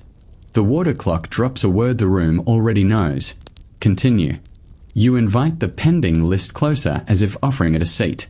You take the most stubborn slip, this one with perfect edges and an overconfident total, and place it on the empty chair, a courtroom's version of theatre except no one is performing. You put the seal in the little wooden spoon you use for this part because your father did. The spoon suits the job. It knows how to hold something without possessing it. Read it back, you say, and the junior reads, immaculate and unhurried. You listen with your eyes closed, because eyes are not always additive at this point. When he's done, you open them and see that the number, proud as it is, hasn't learned humility just for being heard. You smile at it like a teacher smiles at a child who brought an excellent lie and didn't expect to be believed anyway. You recheck weight, tally, seal, and the angle of the penmanship. The tiniest tilt at the tens place. You mark it with a dot. Corrected, you say, and in a voice quieter, with respect. The total agrees to be less. The page thanks you by looking more like itself. Outside, the courtyard lets the last serious light go. It is now a cool room that someone forgot to leave and someone else forgot to lock. In here, the evening has worn its purpose thin enough to be tender. Your hands ache, so they stop. Your mind hums, so it doesn't. The junior has learned to look up only when he has finished something, not when he has started it. You approve without telling your face what it is doing. He sands the corrected line with 3 grains of grit and no more. The line becomes permanent enough for an auditor and quiet enough for a scribe who must sleep. You take a moment that is not recorded anywhere. A private inventory, small and granular as the day. Kept, most. Corrected, a few. Asked, a handful. Pending, the kind that prefer chairs. The ledger's temperature is down. The lamp's is steady. The scale believes in a future with more of this. Then, the last visitor. The clerk new to the seal press. He stands in the doorway uncertain whether the room will forgive him for not knocking. It will. You wave him in. He sits before you ask. You hand him the shallow-pressed falcon seal, then the shallow-pressed falcon you fixed earlier with your thumb. Feel the difference, you say. He does. He doesn't know he makes the face you made 20 years ago when your hand learned how to tell the difference between yesterday and damp. Press slow. You say again, not as scold, not as chant, but as the smallest ritual a bureaucrat keeps, the one that keeps the city together in more places than anyone ever tallies. He nods, eyes wide, as if a god just agreed to be useful. The chairs have done their work. No one cried. No one lied loudly. The room did most of the talking. You set the pending pile to rest on the right, now thin to a few slips that will age overnight and be friendlier in dawn's cooler grammar. The junior gathers the kept into bundles with twine measured by old fingers. The lamp lowers itself by an inch. The shutter, untied now, remembers what blue can do when it is almost black. Stone delivered. The courier reports from the doorway, a line and a half of syllables that manage to be both triumph and routine. You nod. He leaves as if he has delivered both a child and a loaf and a rumour to 3 different doors, and all of them said good. The water clock prepares a last drop for this part of the day. You time your breath to it, half by superstition, half by accident. When it falls, the room breathes with you. Totals for the review, the junior asks, and you shake your head. Tomorrow, you say. Numbers should sleep standing up before they're carved lying down. He will remember the phrase. You forgive yourself for how much you like finding sentences that hold like knots. The chairs are put back in their places, against the wall like soldiers at ease. The spoon returns to its little niche. The reed rests across the inkwell like Anne or that finally believes in shore. The cat chooses the ledge that keeps her spine warm and her judgment cool. You step to the door and look at the courtyard, which is now a soft geometry of shadows only men with nothing to prove can love. The scale's arm is a long, dark sentence that ends at the wall and needs no punctuation. Somewhere a woman laughs at a remark that was better for being mumbled. Somewhere a boy invents a whistle no one else can make. Somewhere the river repeats the one story it has told perfectly since it learned how to move. Behind you, the office holds the day the way a cup holds a mouthful after thirst has been answered. Not possessively, not urgently, simply, exactly, until the hand remembers to put it down. You close the ledger for evening. The cloth that wraps it is clean enough to respect and stained enough to belong. You place it in the niche that makes your chest loosen, the stone mouth that keeps paper cool and mice honest. The knot you tie is old enough to know your fingers. Done, the junior asks, because young men ask that question even when the world has taught them every day only ends by pretending to. Done, you say, and then, because accuracy is part of the liturgy, for now. You seal the review page with a wax that has been to more meetings than either of you. The hawk presses its little certainty into the corner. It's a modest stamp. It's also a roof over many kitchens. Lamp down. Shutter tied. Water clock left to mumble to anyone who needs a lullaby secreted in clay. The cat accepts the possibility of escorting you to the threshold and then rejects it for philosophical reasons. Outside, the stairs of the granary hold the warmth of all the feet that will use them again tomorrow. The evening does not ask you to be wise. It asks you not to be in a hurry. You accept the terms. You and the junior step into the courtyard. He carries the questions like they are real work and not a defense against bad sleep. You carry nothing, which is the whole point of doing this until it is evening. At the door you pause, not for nostalgia, but for inventory. The desk has kept its promise. The chair has refused to break. The lamp has not tried to be the sun. The page has not tried to be a sermon. The seals have told the truth as best as clay can. The people have done better than that. Tomorrow, he asks. Tomorrow, you say, which is another way of saying, beginnings like to stand in the exact spot where endings set their feet down. You close the door. The room holds still. The river moves. The night isn't in a hurry. Neither are you. And when the morning comes, the work will change temperature again, into the long afternoon of small attention, the careful read of clay and ink, the low tribunal of chairs, except before any of that it will walk the bright plank of the tally platform once more, where the sacks are loud and the sun insists on being believed, where noon nails the sky and numbers learn to breathe, where counting makes a sound like water and a day begins its old, unbroken sentence toward the next ledger. You will be there. You already are. Twilight arrives the way good clerks arrive, on time, without spectacle, carrying only what's needed. The courtyard's glare loosens into a gentle wash of violet. The granary steps exhale their heat. The scale's arm lies quiet, its shadow now a long underline across the wall. Inside the record office, the lamp holds a small, steady flame. The reed shutter breathes a cooler kind of blue. The water clock, which has opinions about everything, lowers its voice. You sit. Not with ambition, those hours are behind you, but with the sober relief of a day that chose completion over novelty. The desk knows your elbows and answers in wood. The papyrus at your right hand has the good manners of dry parchment and the forgiveness of lightly sanded edges. The keeps are settled. The questions thin to a handful that have promised to behave tomorrow. What remains is the evening's ritual, the small closing acts that let the mind believe the day will stay put where you left it. The junior brings the linen you prefer for night work, the clean square that has never pretended to be new. He places it beside the lamp as if setting a table for a quiet guest. He does not ask what comes next.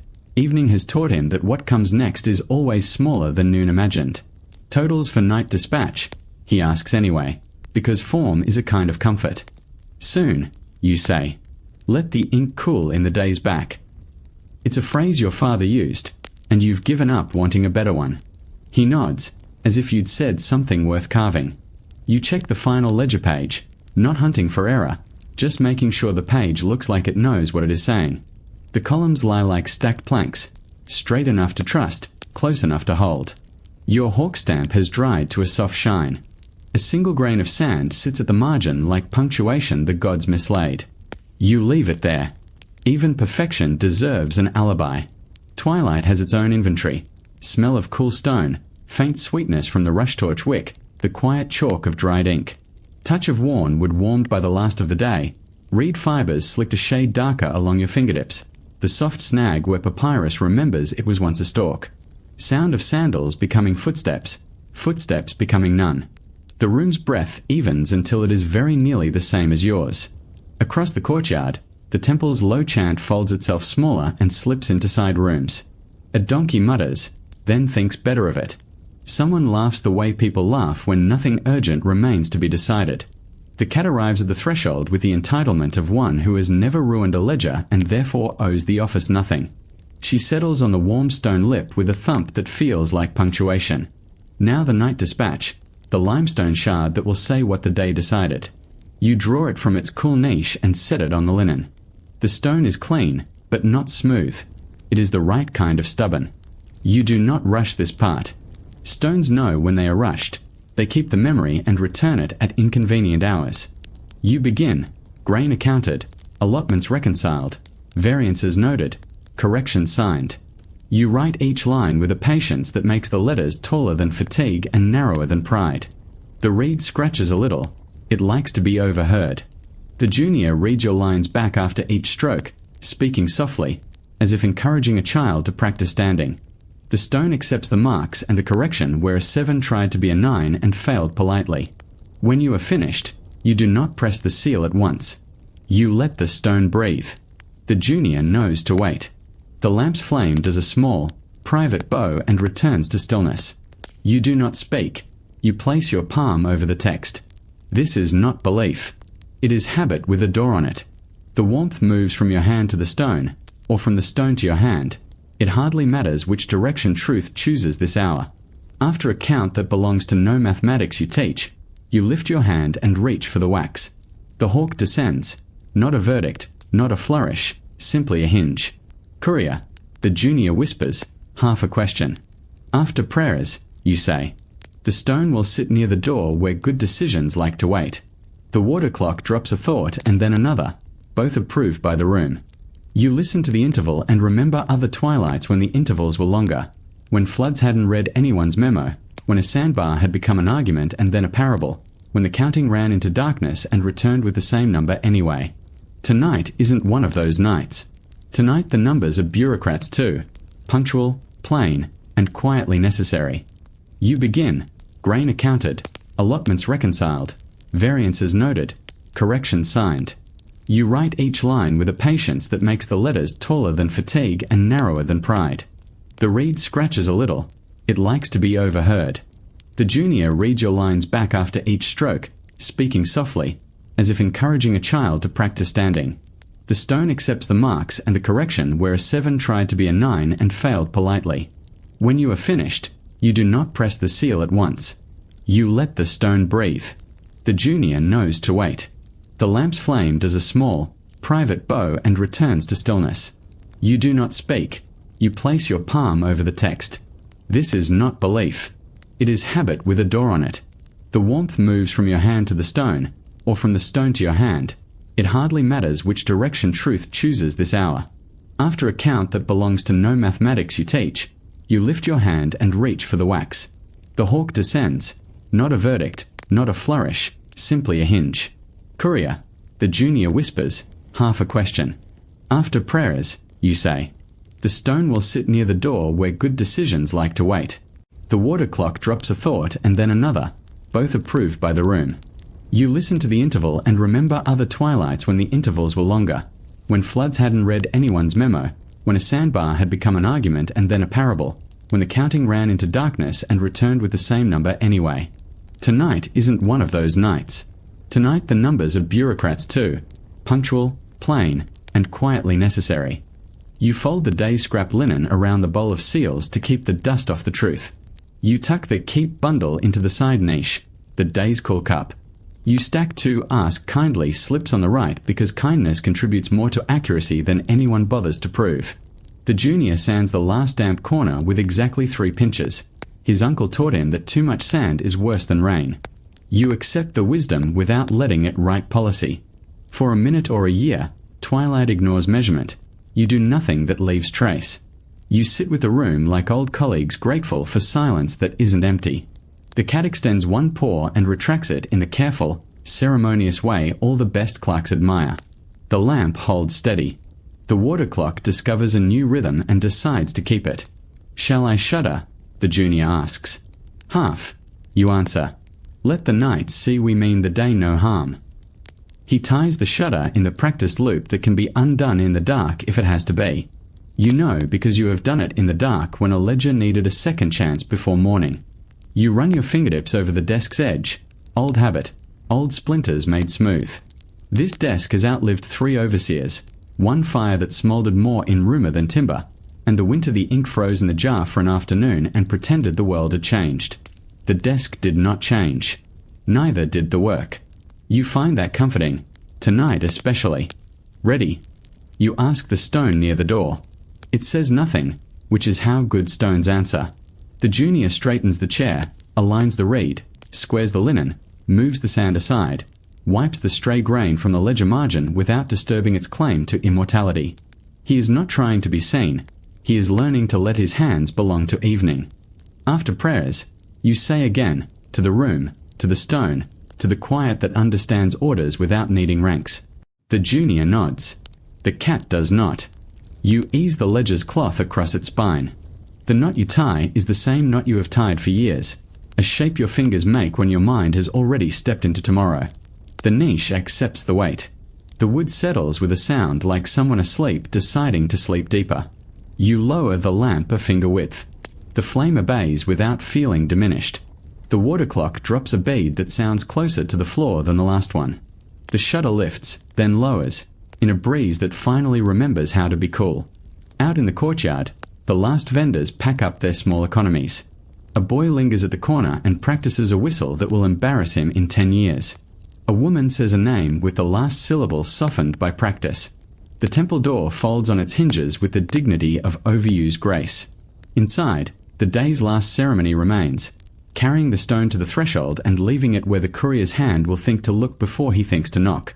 You stand, and so does the old ache in your wrist. The ache inclines its head. Thank you for the invitation. I'll walk with you to the door. You do not mind. Evening prefers honesty. You place the stone at the threshold, palm resting on it one more time, habit again, with gratitude sneaked in. Then you step back. Then you stop. Then you listen. The office, satisfied with your attention, leans back into its walls. The river, unseen, continues its old sentence. The night arrives not as a curtain, but as a ledger that knows how to close. After prayers, you say once more, almost to the water clock, almost to yourself. The junior smiles without showing teeth. The cat resigns herself to approving nothing. The lamp holds. The desk holds. The day holds. And in the stillness between the last trip and the next, the room learns to sleep. Evening returns from prayers smelling faintly of cool stone and lamp smoke, with a single thread of incense that can't decide whether to linger. The courtyard has folded itself into shapes made only of edges. Voices, small, satisfied, unurgent, drift and disappear without forming gatherings. The scale, asleep, dreams of being a quiet gate. Inside the office, the lamp has learned modesty. The reed shutter is tied half high so the night can look in and decide not to intrude. The water clock has found a rhythm that feels like a shoulder lowering. The stone copy rests at the threshold, sure of its errands and unhurried by them. The courier arrives without knock. His footfall is an agreement between habits. He lifts the stone with a palm softened by long practice and nods to your half-bow, that mutual act of respect clerks reserve for objects that make other people's decisions possible. Temple, you say, and he is gone, the weight now his, the proof now theirs, the silence now yours again. You do not rush to fill it. Evening favors rooms that remember how to be quiet. The junior places the reed across the ink bowl like a small bridge. He sets the sand aside in its lidded pot. He smooths the linen with his palm until the fold line is a memory instead of a wrinkle. Anything else for dispatch? He asks, unhopeful, unafraid. Only what we forgot, you say, which is a joke and a policy. He checks the high shelf where the temple copy rested, the side niche where keeps grow cool, the drawer where odds pretend to be ends.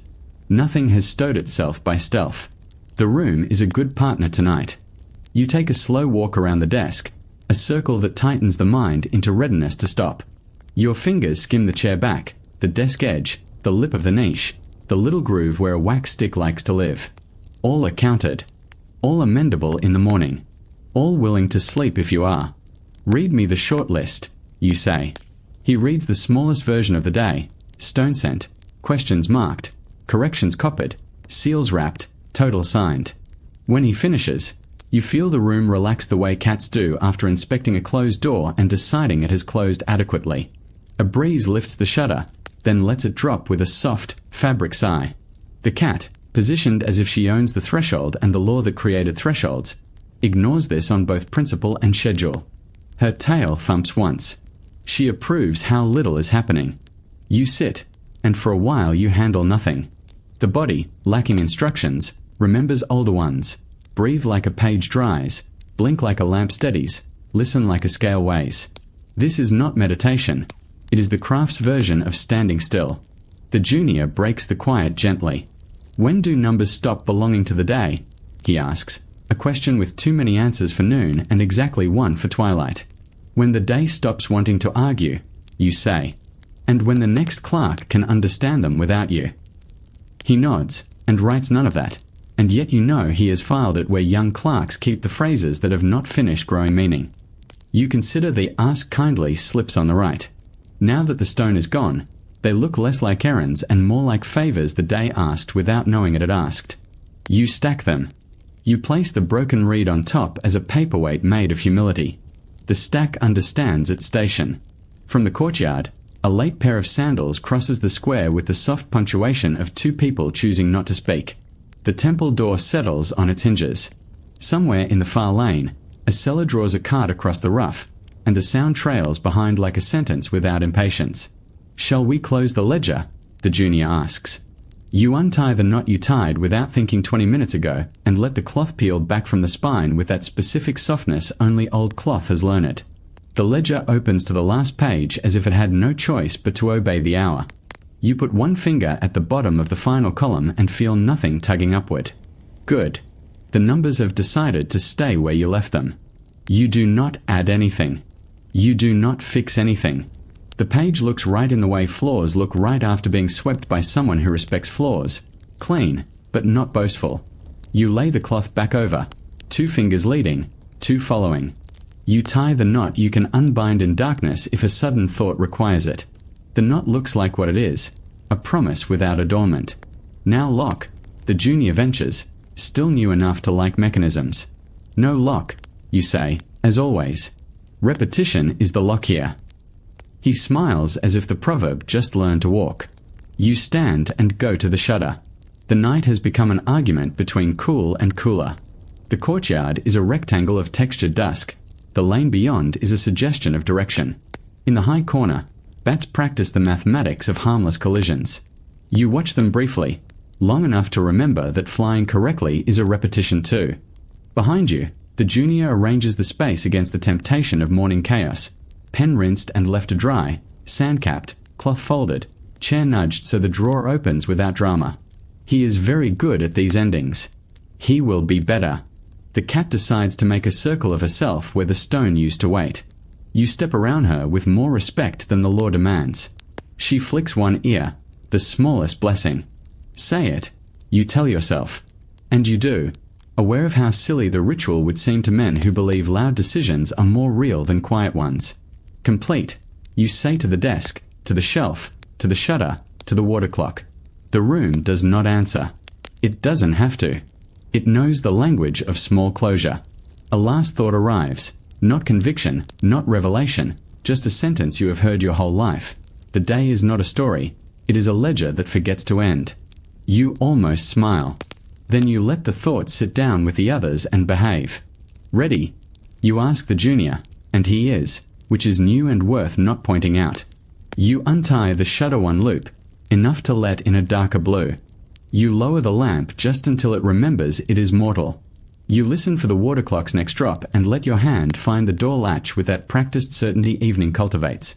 At the threshold, the office hangs back, as it should, holding only what can be held without being guarded. You step into the courtyard's cooler geometry. The junior follows, lighter in the feet than he was at dawn. The door knows to close without suggesting finality. You do not turn the key you do not own. Instead, you place your palm once against the door and remove it without looking back at your hand. Habit. Affection. A little superstition that has earned its pension. Across the square, a late breeze touches the scales arm and leaves it where it was. The night approves the restraint. You do, too. Tomorrow will be counted when it comes. Tonight is tallied now. The office has learned sleep. The ledger has learned rest. The river, which never rests, agrees not to wake anyone who didn't ask to be. You and the junior walk toward the lane. No speeches.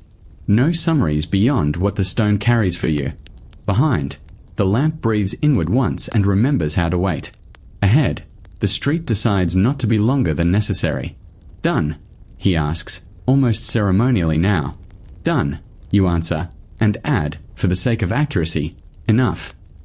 Night takes the courtyard in both hands and turns it gently toward silence.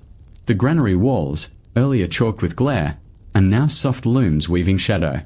The scale's arm is a straight line under the stars, geometry asleep. Far down the lane, a last cart rolls a sentence over the stones and ends it with a careful period.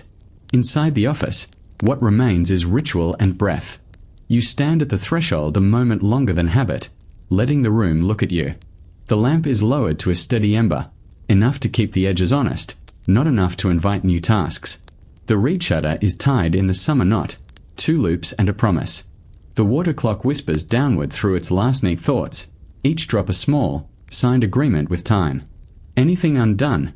The junior asks, quietly, because the owl likes questions with small footprints. Only what belongs to tomorrow, you answer, and the room, pleased with your manners, allows the answer to stand. You step inside for the last checks that are not inspections but courtesies. Your fingers brush the desk edge, no splinter raised in protest, no stray grit waiting to argue with a morning palm. The linen square is folded into a triangle and then into a smaller triangle, as if the day's precision wanted to practice its own origami. The keeps are cool in their niche. The 2 ask kindly slips rest beneath the broken reed like a lesson and a weight. The ledger, wrapped, has the look of a thing asleep in public, a perfected neutrality. From the shutter's gap comes a mild draught bearing river and dirt and the vegetable sweetness of a night garden. The scent settles into the wood and makes a small treaty with the smell of lamp oil and dried ink.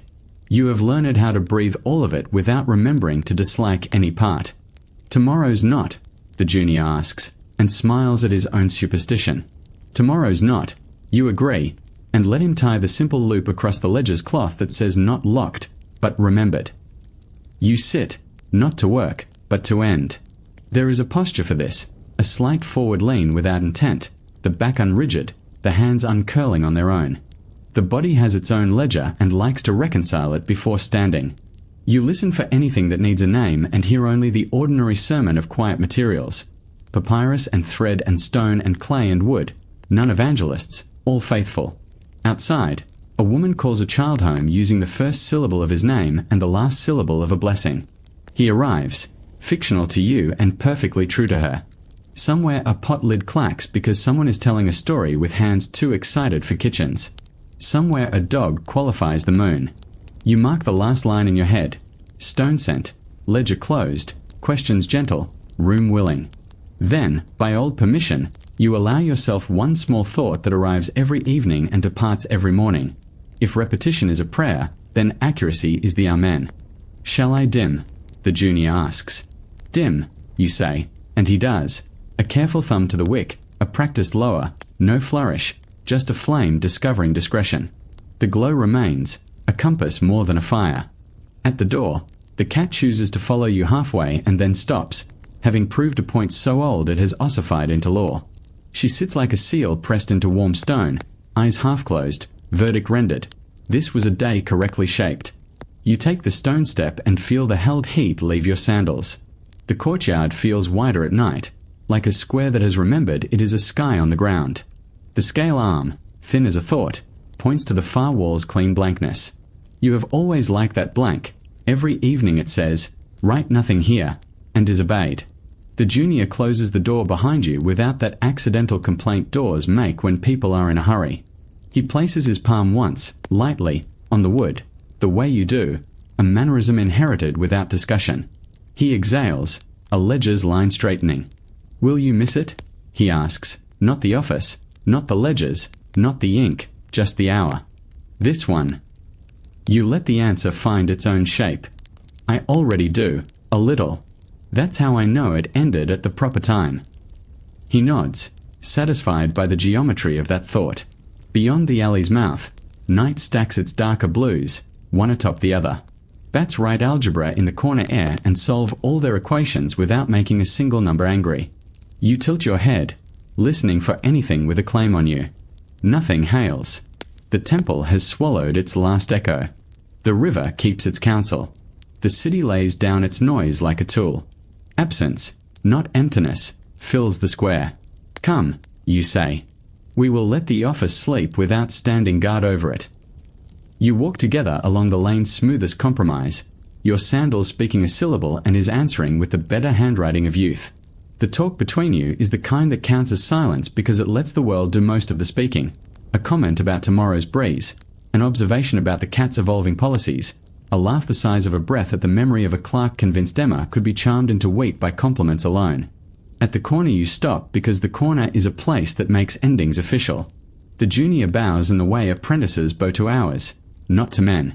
"Good night," he says, and the words do not need decoration. You return them with the same thrift. He goes toward family or bread or sleep, all three.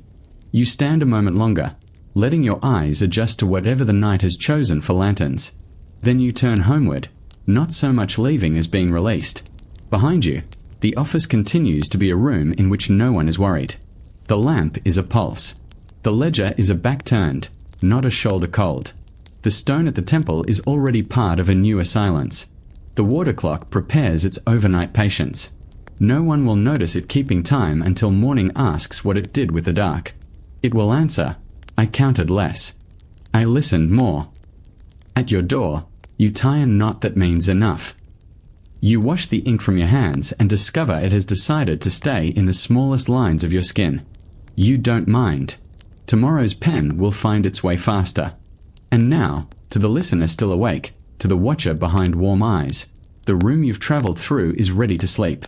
The ledger that caught the day has closed without a creak. The seals have said what they meant to say. The sand has fallen where it wanted. Nothing is chasing you. Everything that should be counted is counted.